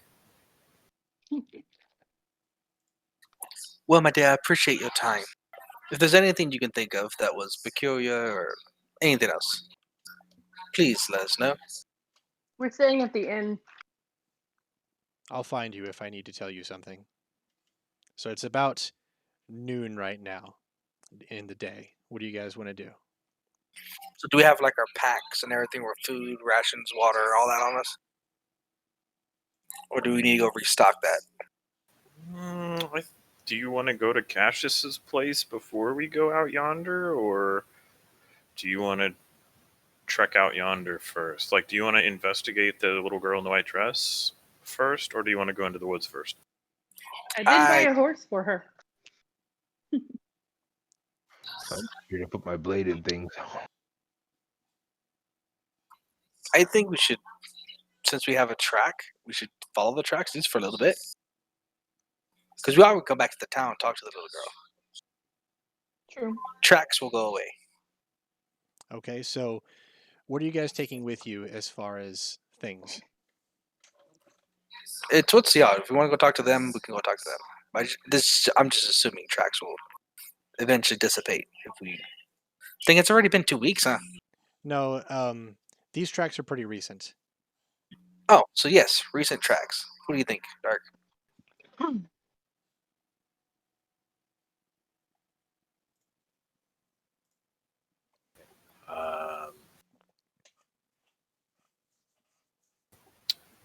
From a survivalist standpoint, we should probably follow the tracks before they go cold.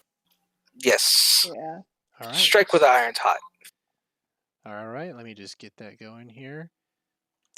Aggro, out of there. Let me put you in the woods.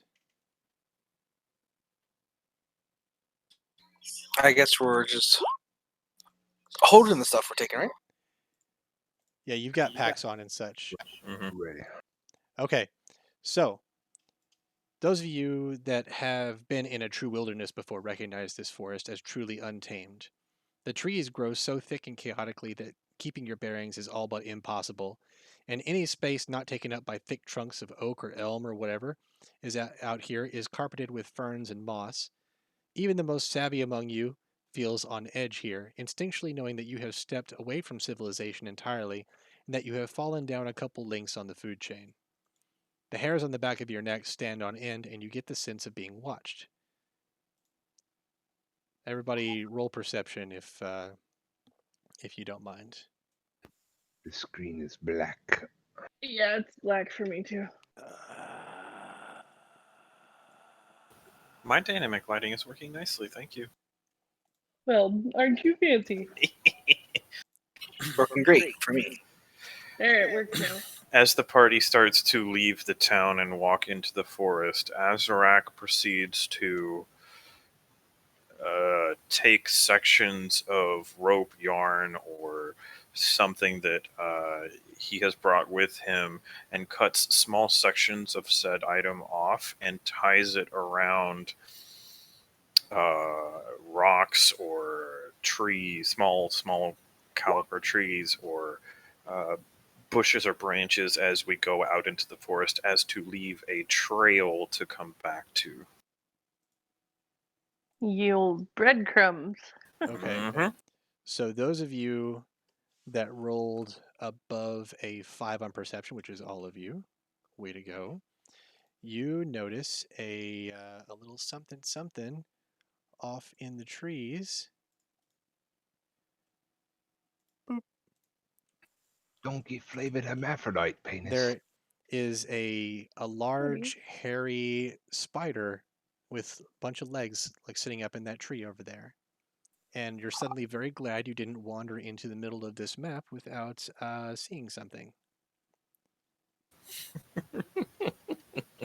What? Where? There's a tree with a red mark on it. Oh, okay, gotcha. All right. As soon as the unseen creature knows that you're alert and aware, it leaps from the branches, 8 hairy legs glistening chitinous body, and it's scrambling at top speed to try to get to you and yours. Roll for initiative. Oh God, it's a spider. And 2 more hairy bodies that you did not see before also pop out right next to you. Ah, no, don't put it on the map layer. God damn it. Now I have to copy and paste it. There we go. They're popping out of the trees. AC 3. Yes. All right, let me roll my initiative for them.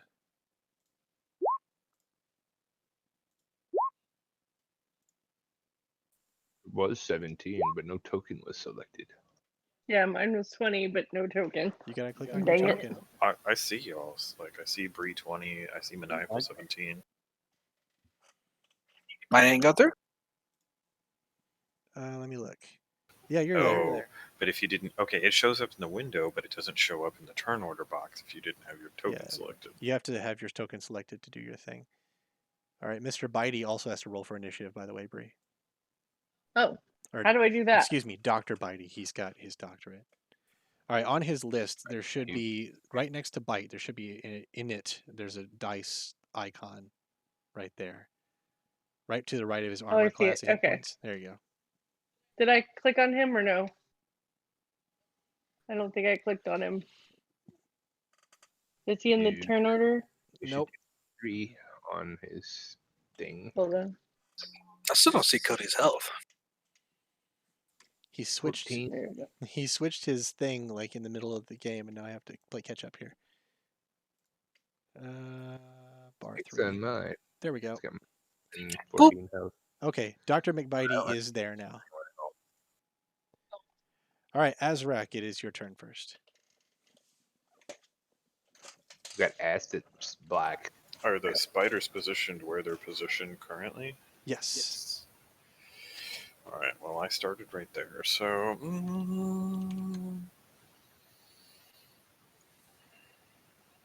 3 next to What my is? name. Let's see. I'm a 30 speed.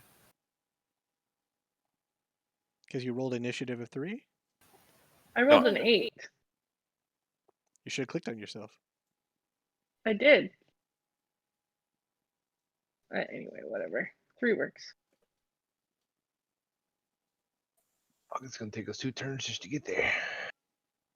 Don't worry, they're coming to you. Yeah. I'm assuming spiders run pretty fast.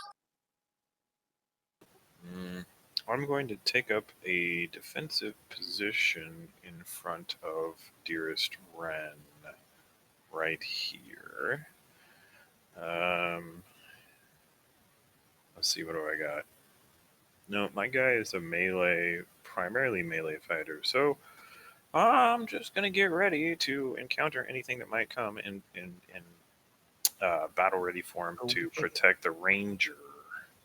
Okay. Can you prep a counter action? Yeah, I You suppose can. I could. So you want to prep an attack? Yeah, let me prep an attack, boss. Okay. Bobby, your turn. Well, I run up forward next to the rock, facing those 2. There's that 3 up. There's 2 of them up there. I see 3 on the tree. Where? Oh, right there. Oh, thank goodness you found him. I had to like scramble to find the other one. He's not there.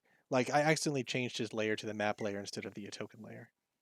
Oh, okay. So it's just these 2 up here. So I forgot. Does my roomie, is that a one-handed finesse weapon, or can I use my sword and shield? It's a Can I one-hander. use my room?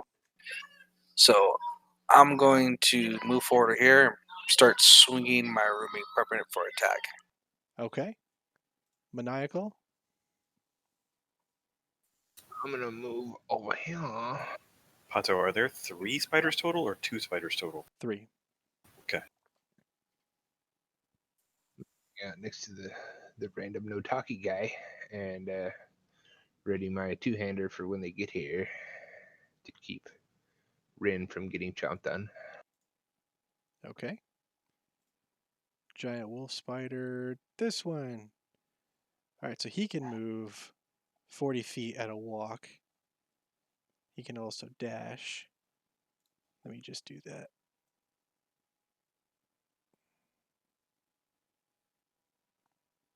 All right, so he wants nothing to do with the plate wearing guys. So he's going to dash all the way over here and then beside Ren. He gives you a wide berth, but he cannot attack since he did his dash action.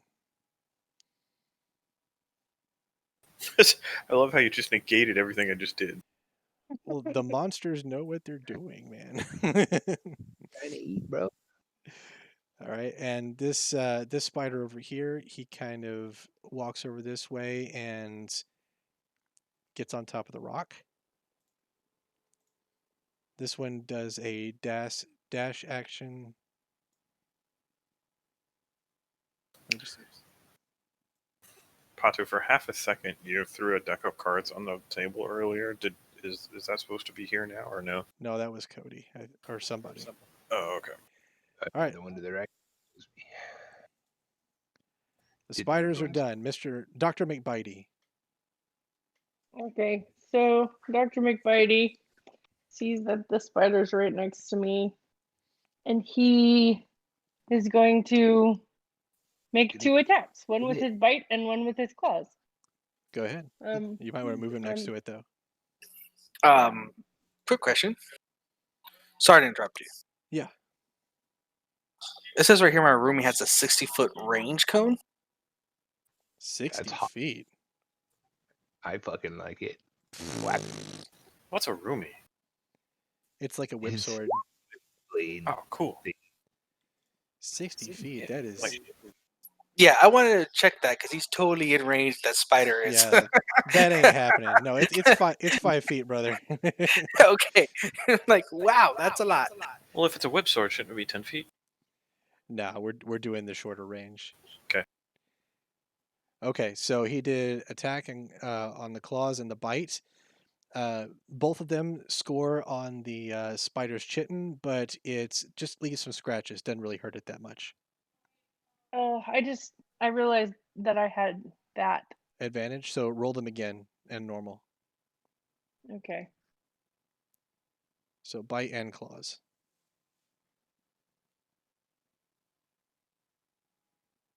Okay, so the bite actually does hit. Roll for damage on the bite. 5. Okay, so the dinosaur's first thing, the slash with his claws doesn't hit, but then he chomps down really good on one of its legs, and the spider is rather upset. And now it's your turn, Ren. Okay. 2 character sheets. Hold on. How do you think I feel? I know, right? It's gonna be crazy. I have. Okay. Listen, I am super close to this guy. If I pull out my longbow, is that a disadvantage or anything? Let's see. I'm taking a I look. don't know. I've seen a lot of movies with a guy like right there, point blank, with the bow to the face. That would be an advantage, if you ask me. Yeah. I mean, I do have a short sword, I guess. 1 second. I'm looking. It's the same damage. You only have No, disadvantage it's on not. a attack roll. Okay, if they're in melee, you have disadvantage whenever you shoot at them. Okay, gotcha. Well, then I will use my short sword and attack. Okay. Well, that's a hit. Go ahead. 9. So this is a kill shot. You do you role play. So I pull my little short sword off of my back, kind of do some badass twirly moves, and shove stab the short sword right down in the middle of the like center. I can't thorax, I guess is the word, Uh-huh. of the spider, and I just kind of like pin him to the ground, and his little arms are wiggling around. Okay. So it flails for a while. Dr. McBite still got a hold of one of its legs, and it eventually bleeds, or it doesn't bleed out. Like all of its juices bleed out onto the forest floor, and it dies with a hiss. Like it's dead. Azurak, it's your Sweet. turn.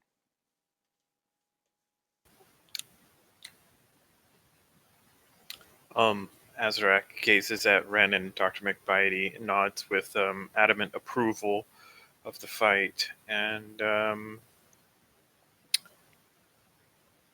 looks at Bobby and Maniacal as if they can fend for he doesn't really need to help anybody at the moment because he knows that his teammates are viable warriors, and pretty much just says, "Have fun, boys."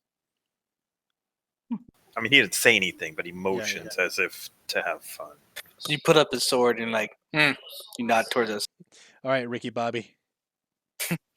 Damn dragon. Bobby runs up. Can I run the rock? Is that going to be an action if I go up this rock? It's gonna take a little bit of your action, but you're fine. You're right next to him now. Okay, I'm going to use my Rumi to attack it. Okay.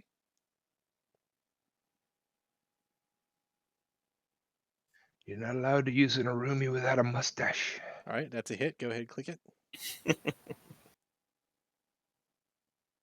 8. All right, so your Arumi whips through the air and slashes at the spider, and it seems to break a lot of its chitinous hide off and expose some of the gooey innards and such. The spider's not dead, but it is it's flinching away from you now and trying to get away. Maniacal.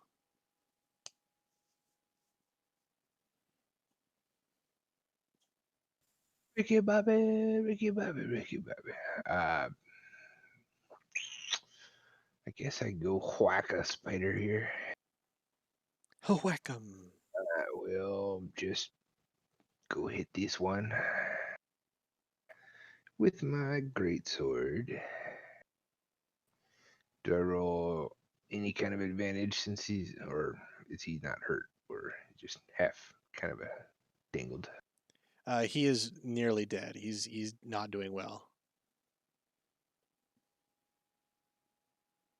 I just do. Crit time. Here's your card. I can't see it because of dynamic lighting. Oh, that's huge. Yeah. So let's see. It says for slashy time, sweep the legs, maximum damage, and the target must make a DC 16 Dexterity saving throw. He doesn't have to because you're just gonna fucking kill him with the max damage. All right, go ahead, do it. Do it. Do what? Roleplay the kill. roleplay. How do you kill this spider? Is it with a swatter? How about the fiend? So I just turn my blade sideways and just splatter it all over the rock like a fucking fly. And it gets all over Bobby's new shiny boots. Oh, Okay. disgusting! Ew. Now it Is it? Bugs. It's the wolf spider's turn. He wants nothing to do with what just happened over there. But he still wants food. He's going after Azurak. Let's see. He's going to try to bite Azurak. But you take it on your shield, no problem. Like he goes after you and you're like ping off your shield. And I think with your dual shield thing, don't you get a counter for that?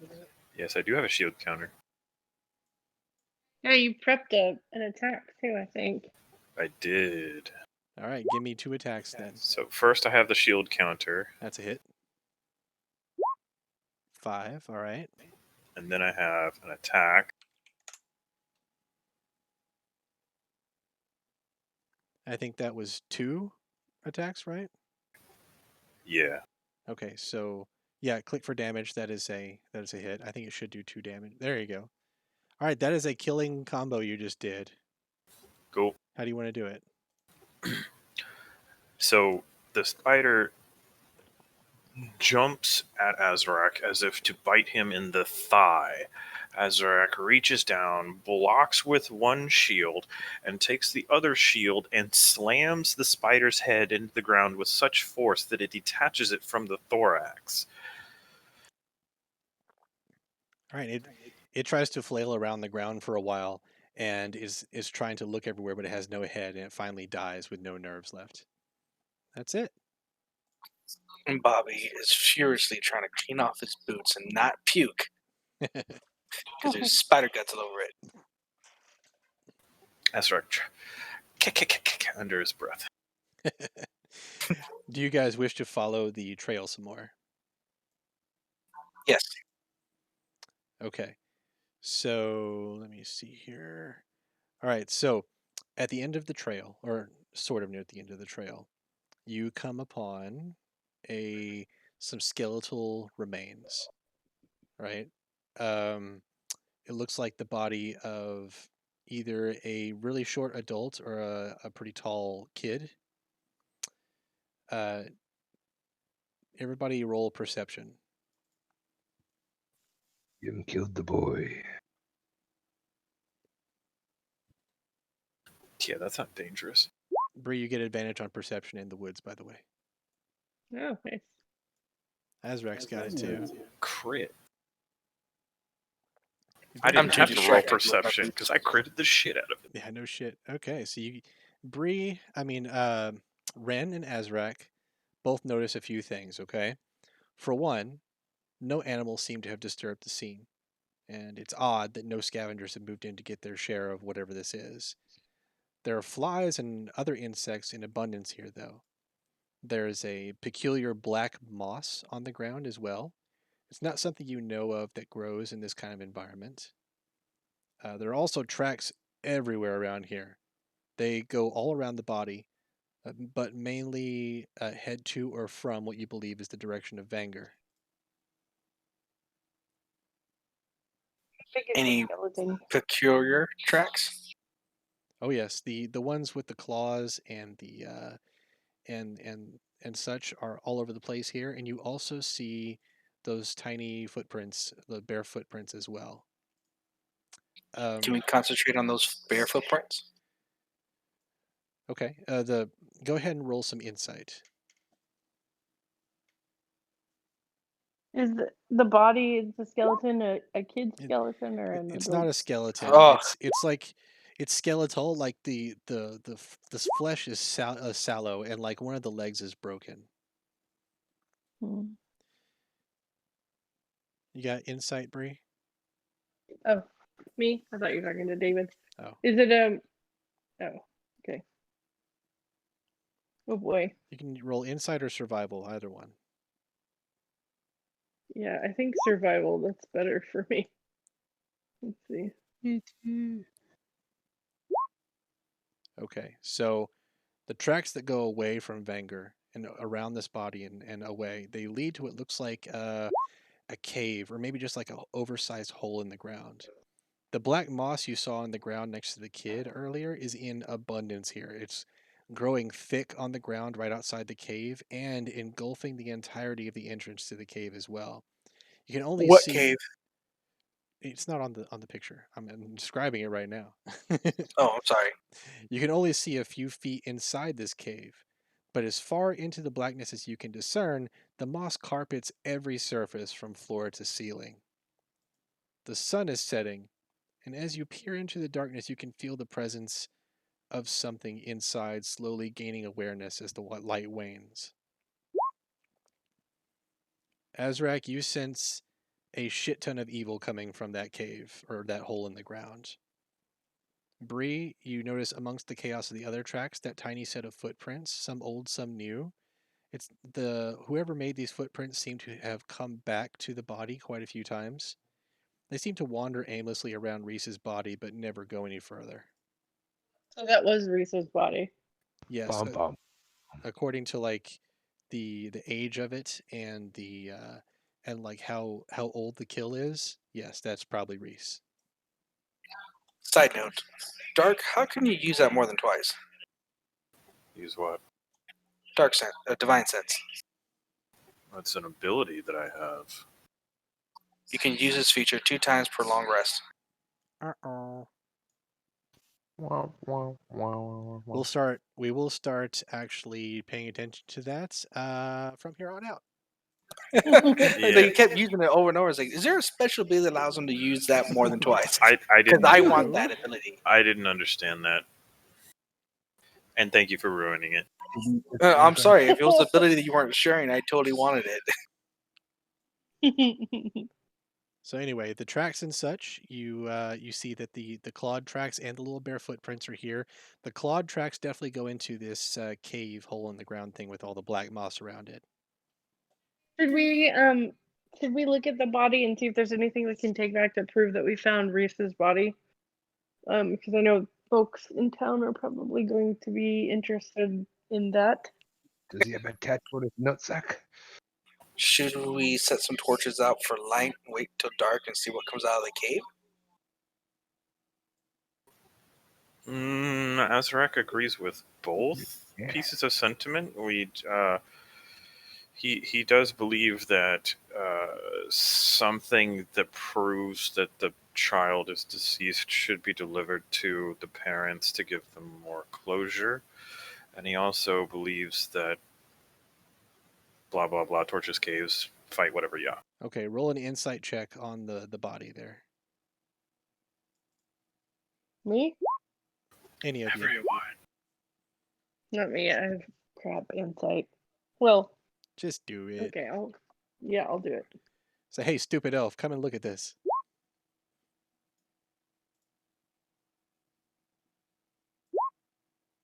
Okay.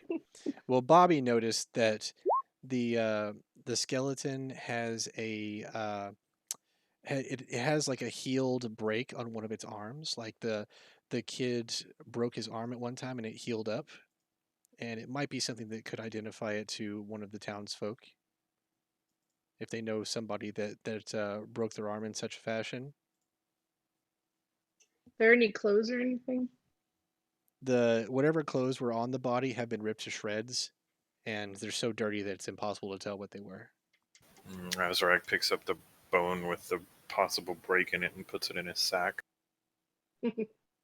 Was this yours? Just gonna take this arm. Don't mind me. Did this come out of your vagina? Stuffed in your arm look like a broken one of yours.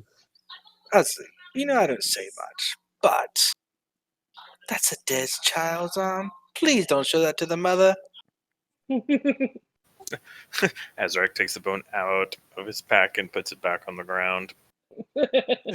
Kind of Thank you, give it a sir. little pat, like you're fine there. Look for a toy or something.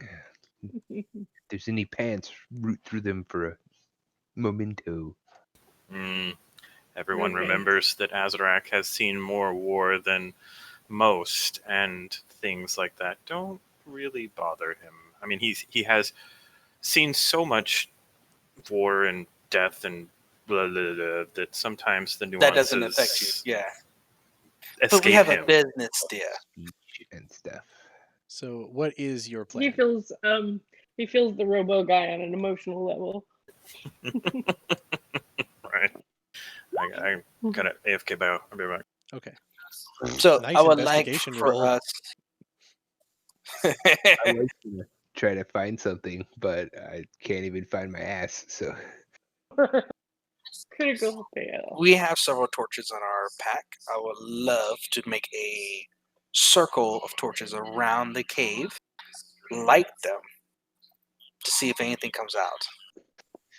find me a cave Because first. it doesn't like the light. So I want the light to at least be on our backs, but not like enough for the thing can't come out of the cave.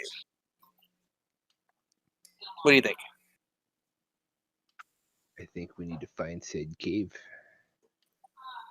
But you guys have found it. Like, it's not on this map here, but you're definitely there. You found the cave. Oh, I'm sorry. I thought that was Bobby's butthole. Let's just pretend that the cave is over here. Was something supposed to happen?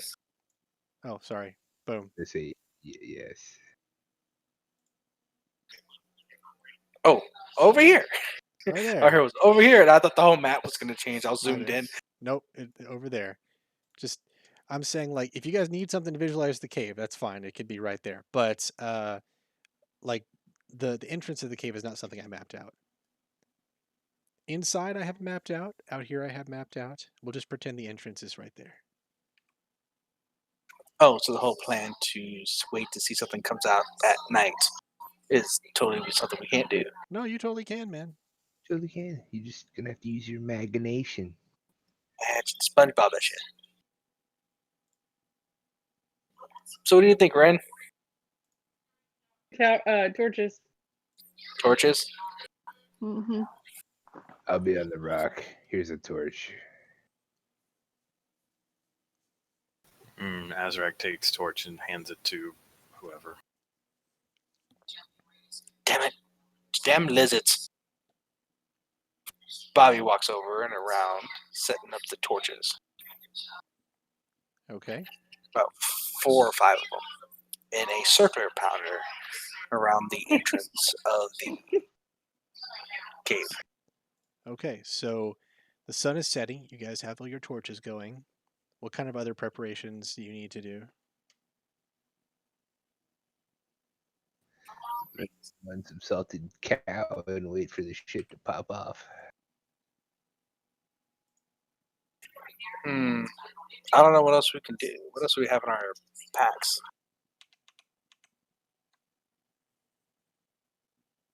Not much. I mean, I have a bedroll, but that's not going to do anything. I've got it. Especially Sketch since I don't sleep. that brought from my home world.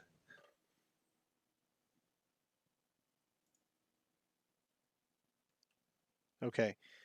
We'll wait for Sam to get back here because it's going to be I'm back. significant. Oh, okay, cool. All right. So as I said, you got your torches all circled up here. You kind of, before you even see it, you know something is in there in the dark.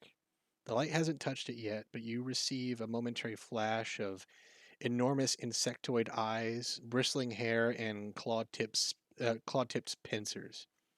From it, you feel like a sense of cruelty, if you had to put a word to it, and it's coming.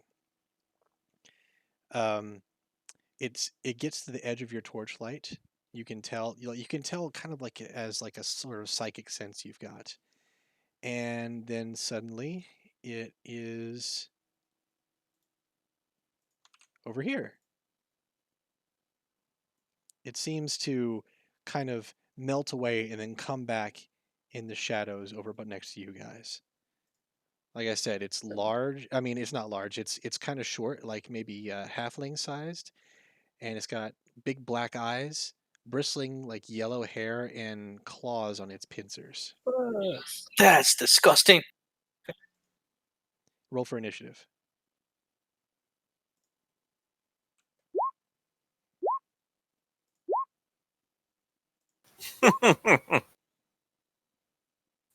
Azurak, is it something you dated at war? Dang it. Like to find daddy?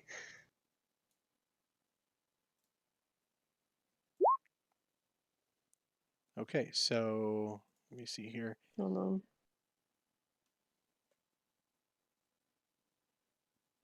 It even goes first. Bum bum bum. Can you see its name? No. Okay, good. So you don't see the monster's name, because that would be too easy. Nasty. All right, cool. What, you metagame the shit or what? Looks like Dr. McBitey is first. Yeah, where is the monster? Oh, there it is. The red thing. Yep. Hold on. The fact that you say we don't see its name makes you wonder if it's one of the children. Google that shit. No, he's saying we could totally metagame that fucking thing. Oh, okay. Google search. Okay, so Dr. Bitey goes up, I guess, and Dr. McBitey. Dr. McBitey. Hold on. So since it's within 10 feet of Dr. McBitey and Azurak, both of them experience like a chilling sort of fear sensation, like terror. And I need you both to roll a DC 11 wisdom saving throw or be frightened until the start of the creature's next turn. DC 11. How the hell do I even do that? Just click on your wisdom and it will do it. Okay, so you save, Maniacal. Mr. Bitey, oh wait, I'm sorry, Azurak, you save. It's only within 10 feet, so you're good. You saved the hell out of it. What about Dr. McBitey? Hmm. 6. So he is frightened of this thing, so he gets a disadvantage on all of his attacks against it. Oh, okay. And I don't think there's an ally within 5 feet of the creature, so Not I yet, can't no. roll. Yeah, okay. So I'm gonna do that. And disadvantage. As a disadvantage for both of those attacks, yeah.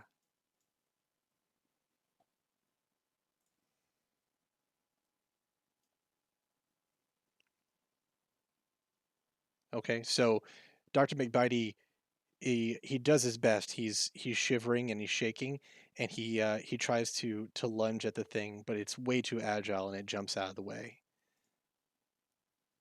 Well, since I'm scared and I didn't run that, or he didn't run that far, I'm gonna have him run back toward me. You sure you want to attack of opportunity sort of thing? Oh, nope, never mind. Just kidding. Good call. Okay. Okay, so now it's the monster's turn. He is going to run. He is going to go after Dr. McBitey with a claw attack.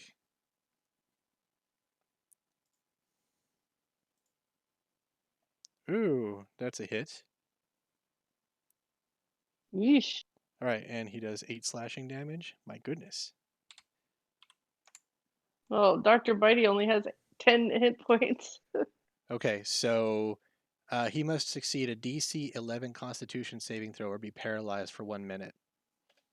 Can you go ahead and do the Constitution saving throw for him? Yeah.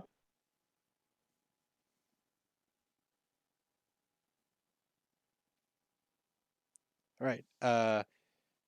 He saves. So Dr. McBitey is not paralyzed, and the poison coursing through his veins doesn't affect him as much. Good. Mr. Ricky Bobby? He's got poison. He's not a crab.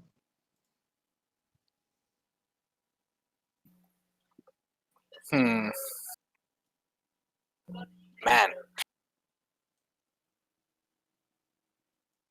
Bobby, disgusted by the thing, runs forward By the way, and does. do any of you have torches out right now? I need to know. You're over by the cave. Okay. So we don't have them in our hands. Yeah, I need to know because it Whenever- affects these monsters. I would imagine me and Azurak need to pull one out so they can go to us or something. I don't know. Let me see. Sure, I have one lit. I mean, is this the middle of the nighttime? Yes. Yes. Then yeah, I'm probably holding a torch. Okay. I'm not gonna have dark sight, Okay. So, because I can't hold that and a shield and a sword. So all right, Azrak, one of your hands is taken up by the torch, but that also means that the light is going to be affecting this guy, and he's going to have disadvantage on attacks while he's in the light. So what's the radius on the light? Like within 5 foot of that? The torch Person is holding the up torch? to 20. The torch goes up to 20 feet for the bright light, and then dim light is 20 more feet. Oh, so So does you that know, mean that Bitey's attack? Nobody said they had light out at that time. Yeah. Understood. Continue. okay, so Bobby decides to run over towards this guy here and attack him with his Aruma.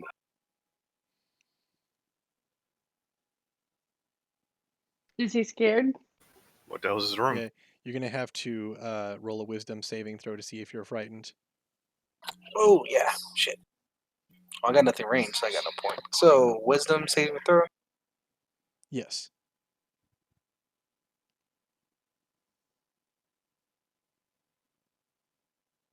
All right. You are frightened, and you do not get advantage on your attack. So, So it's normal. yeah, it's normal this time.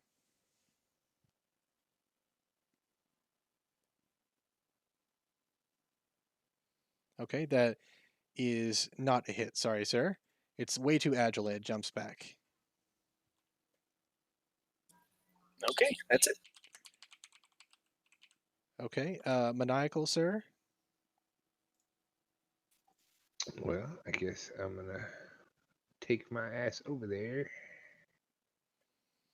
All right. Will you? Are you going to rage up first, or are you just going to go over there and do it? I don't. I have not figured out enough about the rage, but I have two of them, so yeah, I guess I'll use It'll one. be It's the just same. letting you know. I'm a guy that plays Barbarian, and rage makes you immune to frightened. Okay, so I used one of the two because like you don't get them back till after a long rest or some shit. Is that how that works? I think so. Yeah. I saw something like you at a disadvantage when you don't have any or right after it or something. I don't know. Let me I need take to a look. get into that some more. So your rage is enter rage. While raging, you have the following benefits: you aren't wearing heavy armor, advantage on strength checks. When you make melee weapon attack using strength, you gain a bonus damage roll if you do hit. Resistance to bludgeoning, and I want to say there's like a downside on the back end.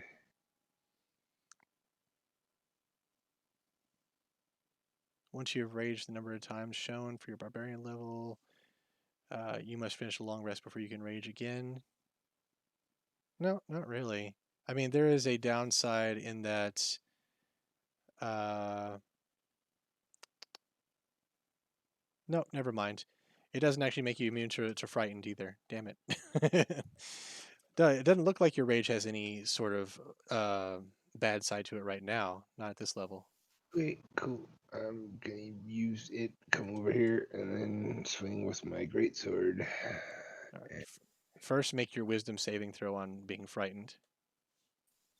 Okay. I'm probably just gonna poop on my non-existent armor here.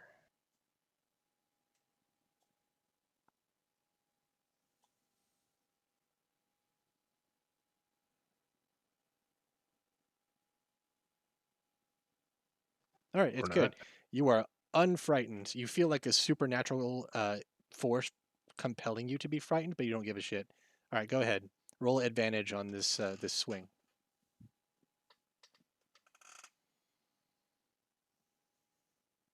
Neither of those hit, sorry. Wah, wah, wah. Okay, so I guess I'm here now. I don't Rin? think I get extra whatever's at this Right. level. Well, I don't need to move over there, so I am going to my longbow. Do I have an advantage, right? Yes, he's I'm in in the light woods, and yeah. he's having a hard time, so you have advantage. And I'm in the woods. So, Okay, that's a yay. hit with your longbow. Click the damage. 10. Let me check on his resistances right quick. Nope, no resistances. Okay. So, you fire an arrow at him, and this time he finally is looking over at Azurak's torch instead of at you while you're trying to attack him, and the arrow strikes true right in one of his little thighs. Azurak? Of his little thighs. His little thighs. So this thing is definitely like a beast and not like a morphed child. You don't know. Way it's fighting, and I'm not gonna hung fight it. Try to turn it back. You're starting your turn within his fear aura, so you're going to have to make your wisdom saving throw again. So, is there a way while we're fighting to actually investigate the creature we're fighting to actually tell what it is? I mean, that's why I just rolled perception. Yeah, I'll let you make a turn. Okay, your perception is that this is a Fey creature. It's definitely a twisted creature from the Fey. Okay. And the way these things propagate are strange and quite varied. It's impossible to tell if this was once a child. I gotta throw a wisdom check. Yeah, wisdom. You are frightened, sir. So you no advantage, but you're also not at a disadvantage since he is also in the light. So, on my character sheet, I see that I have a one. Is that a one-handed battle axe?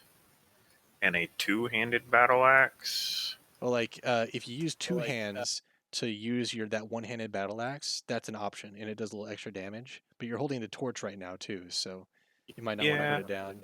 I mean, I saw that. I didn't even know I had those battle axes. You started with them, I'm pretty sure. I thought I just had those shields. But you know what? Since I have a battle axe, I'll go ahead and swing it. Cool. And you said I had to roll disadvantage? No, you're at a normal roll right now.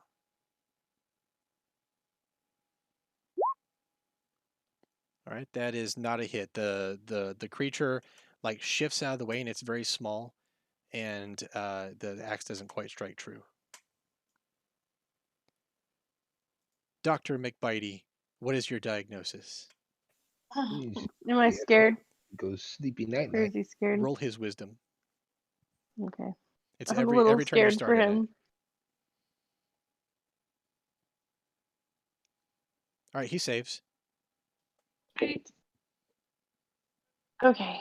So he will have advantage on attacks against the monster thingy. And now I have pack tactics too because the people are within 5 feet of the Right. creature. He's Yeah. got advantage. All right. And the monster also has disadvantage on attacks right now as well, since it's in bright light. Okay, the claws are a hit. The bite is not. 5. Jeez.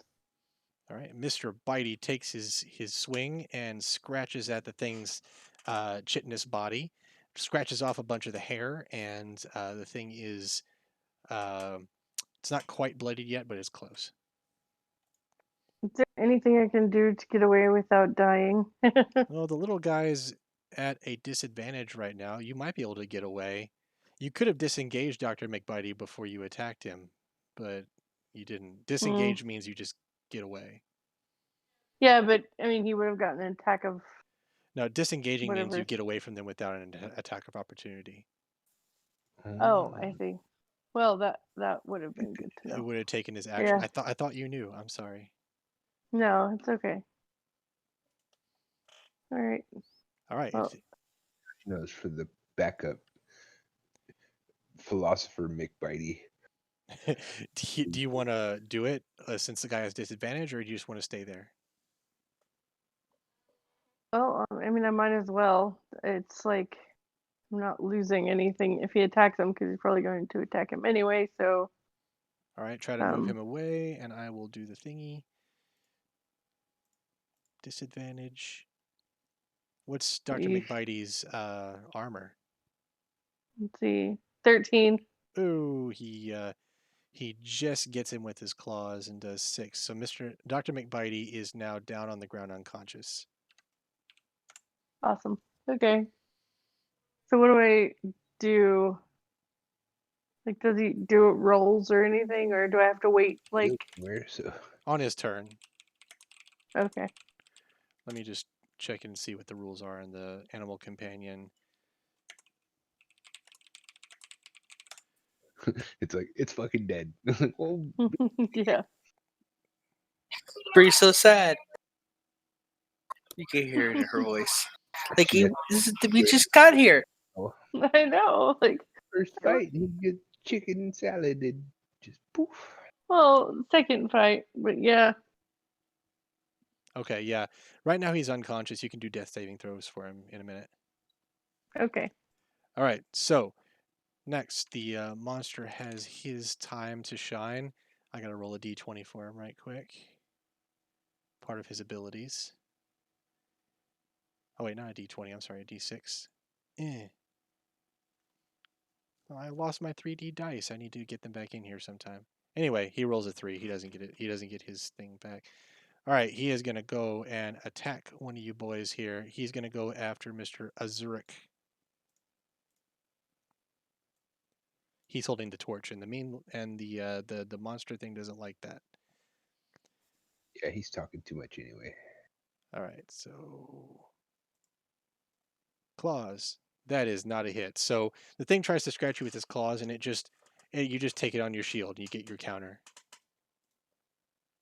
So I can roll shield counter. Yes. Kick his ass, sea bass. All right, that is not a hit. So it jumps back after it tries to claw you. Good. And then it attempts to get away from you guys. Everybody roll an attack of opportunity. How? Just roll a normal attack against the dude. Battle axe is a hit. Urumi is not a hit. Greatsword is a hit. So battle axe and greatsword, both you guys roll the damage.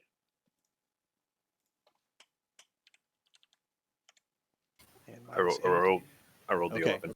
So you guys beat it like it's being initiated in some kind of street gang, and it dies right there in front of you. Yay. All right, so it is down to 0 HP. You may now investigate it or do whatever. You're no longer in combat.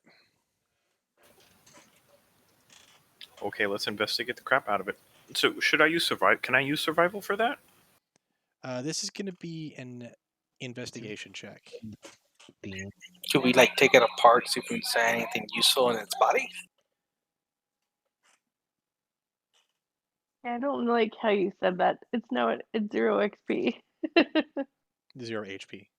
0 HP, yeah. All right, your investigation turns up that this creature has no valuables on it or anything like that, but it is a creature of the Fae. Who knows what kind of ingredients might be on its body.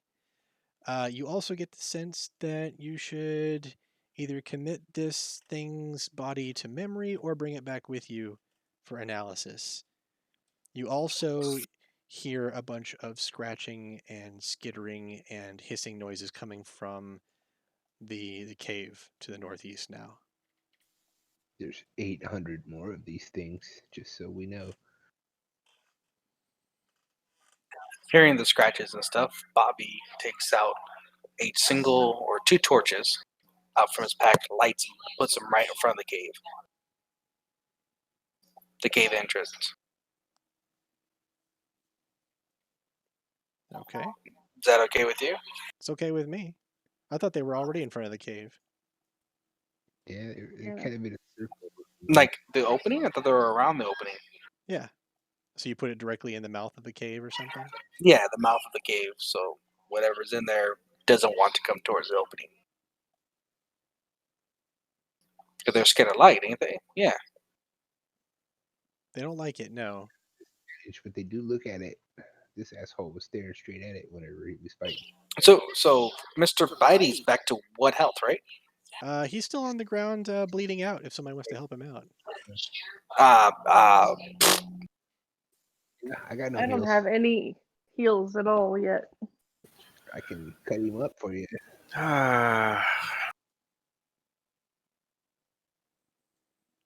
Yay! He's okay, everybody. He's at 1 HP. Let me use my heal on a stupid pet. Hey, He's Hey, a isn't doctor. he he has some- his doctorate. I'm just playing.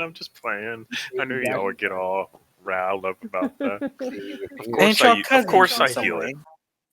That was all in his head. He couldn't say. I heal Dr. McBitey from near death while giving a sideways glance at dearest Bobby. He gave you the stink eyebrow. Okay, And then I take myself and I tap on old Maniacal over there. And I say, hey, come along. And I take my tortured self and march it into that cave with the torch in my hand. Oh boy.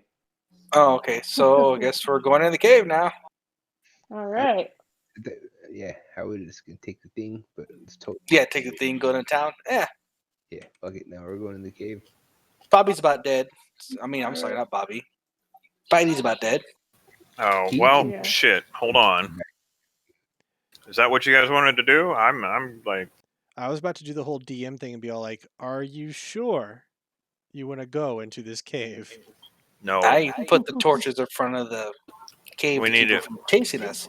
We need to go back to town, take the body from the kid and Mr. McBitey over here, who's almost half dead, and recuperate.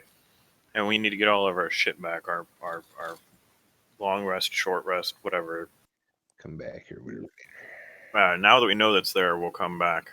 I think we're gonna leave the body. Well, I mean, Or tell somebody about it? I don't know. Oh yeah, we should tell Listen, them. okay, in the black carriage, I have a book or a few books on monsters that you can search through to try to see what this thing is.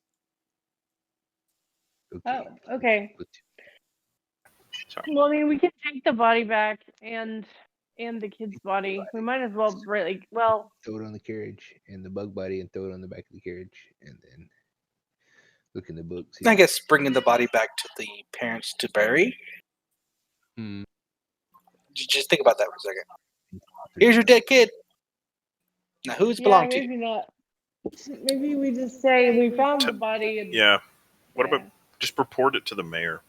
Report to the mayor. We Yeah. found a body out there with a broken arm.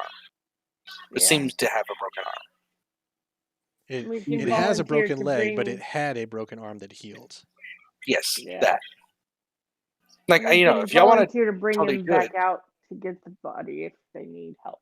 if they want to, but it is out there. No touchy body. Uh, No touchy. Because we totally And do then it. we- Because your character's like, fuck it, you know. Bug it, bug it. Uh, we can hold a lot of stuff. I said So fuck we it can until you guys told me to not say fuck it. we can So, bring yeah. the creature's body back, but leave the kid's body for anybody they. Put a berry Well, or shallow grave or just like pee on it or what are we doing here? So Azurak picks up the dead Fae thing's body and drags it back to the mayor's mansion, or the edge of the woods, and asks Maniacal to go fetch the mayor and bring him to the edge of the woods to see this thing. Okay. Are any one of you guys going to do the research on at the carriage or whatever? If y'all don't mind talking to the guy, Oh, my character loves reading. yeah, you could do that too. All right. Let me give you access to the handout I got for you there. I am like getting really sleepy. So Okay. Hang on just a second. So here's a quick question. I think I already know what it is. Chicken butt? Chicken thigh? There you go. Come with the information you have, you've got a short list of things that feed off of fear like this, visit you in your sleep, and look or the thing that looks like this is the mean lock at the bottom of the list there. David totally threw a link in there. He was metagaming that shit. I totally typed it into Google. Spiky, whatever description you gave us, I typed it. Oh, nice. Well, your short list is there. I've got the entry for mean locks from your book in the carriage right there. Ah, nice.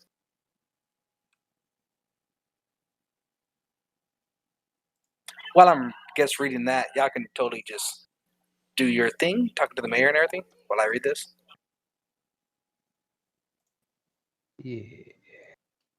no form of communication other than unsettling hallucination. Eek.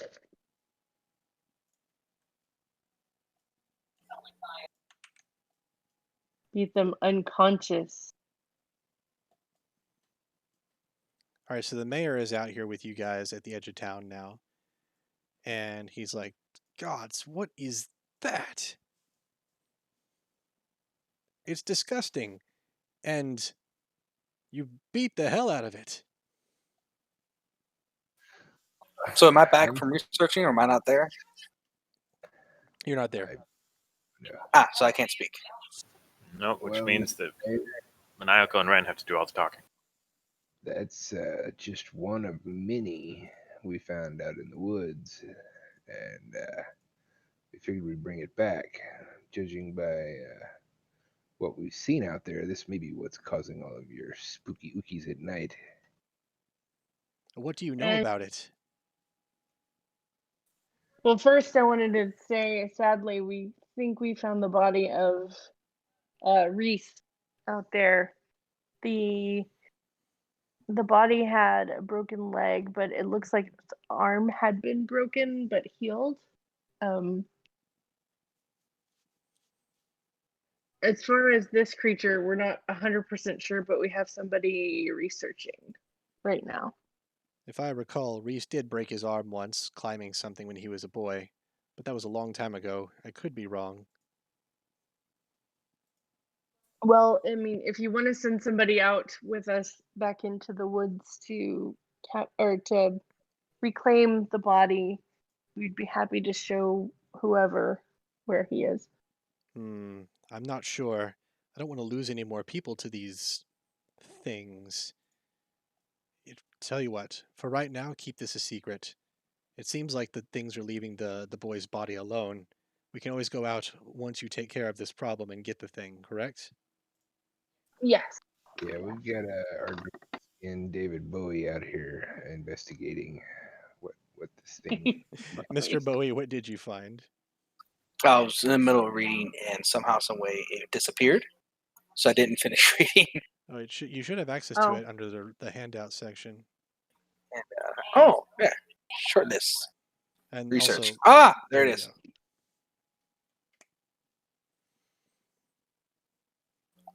So I totally didn't finish reading this. So That's okay.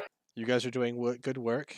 If you could hide this body or do something with it to get rid of it, I would appreciate it. I don't think I want my people to see this. It's disturbing enough as it is, dead. To think that these things are alive and wandering around our town is even worse. Azurak shrugs and grabs it, drags it back into the forest about 50 yards and hides it in a bush. Comes back. Hey, In the Tin, bush. feed it to McBitey. He needs health anyway. Oh, Is can we it do dead that, then? GM? Wait, it's poisonous, ain't it? You can. No, I'm sorry, you're not there. It's poisonous. Heard a whisper on the wind. Yeah. Yes, it's Yeah. extremely poisonous. Don't eat that, bad McBitey.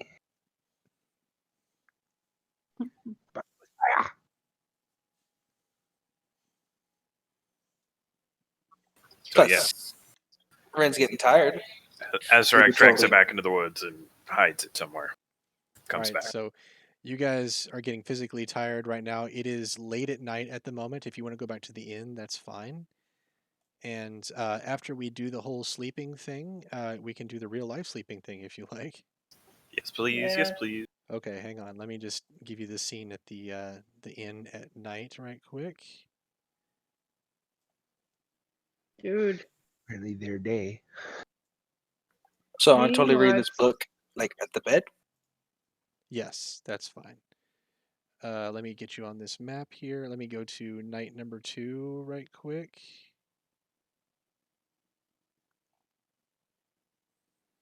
Okay. Okay. So humanoid turns into monkey. Yes.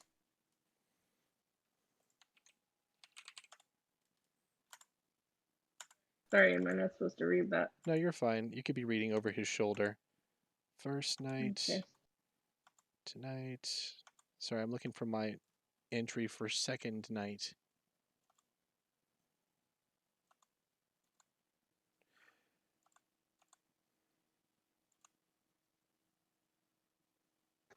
So it turns out that these kids are turning into meanlocks. Great. So that means that that skeleton couldn't have been Bob or couldn't have been Reese. Or Did you look up the part on patient 0? no. Hold on.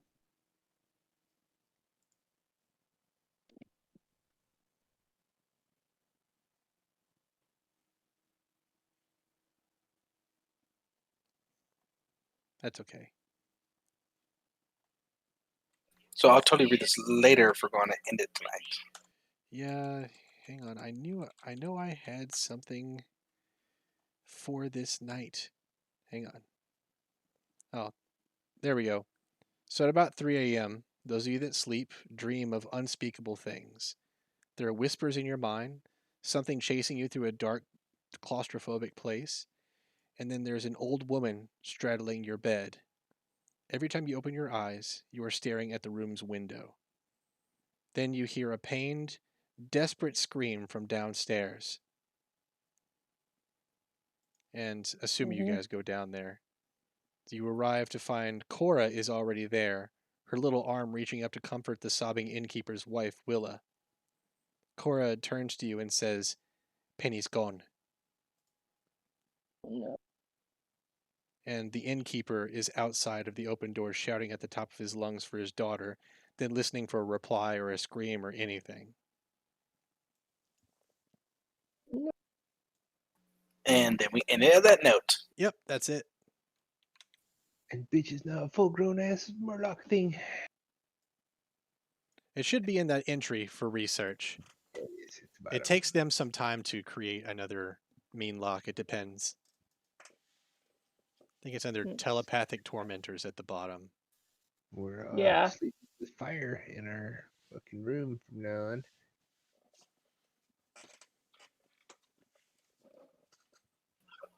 We'll just wax my pecs and let the moonlight shine upon the room. I like it.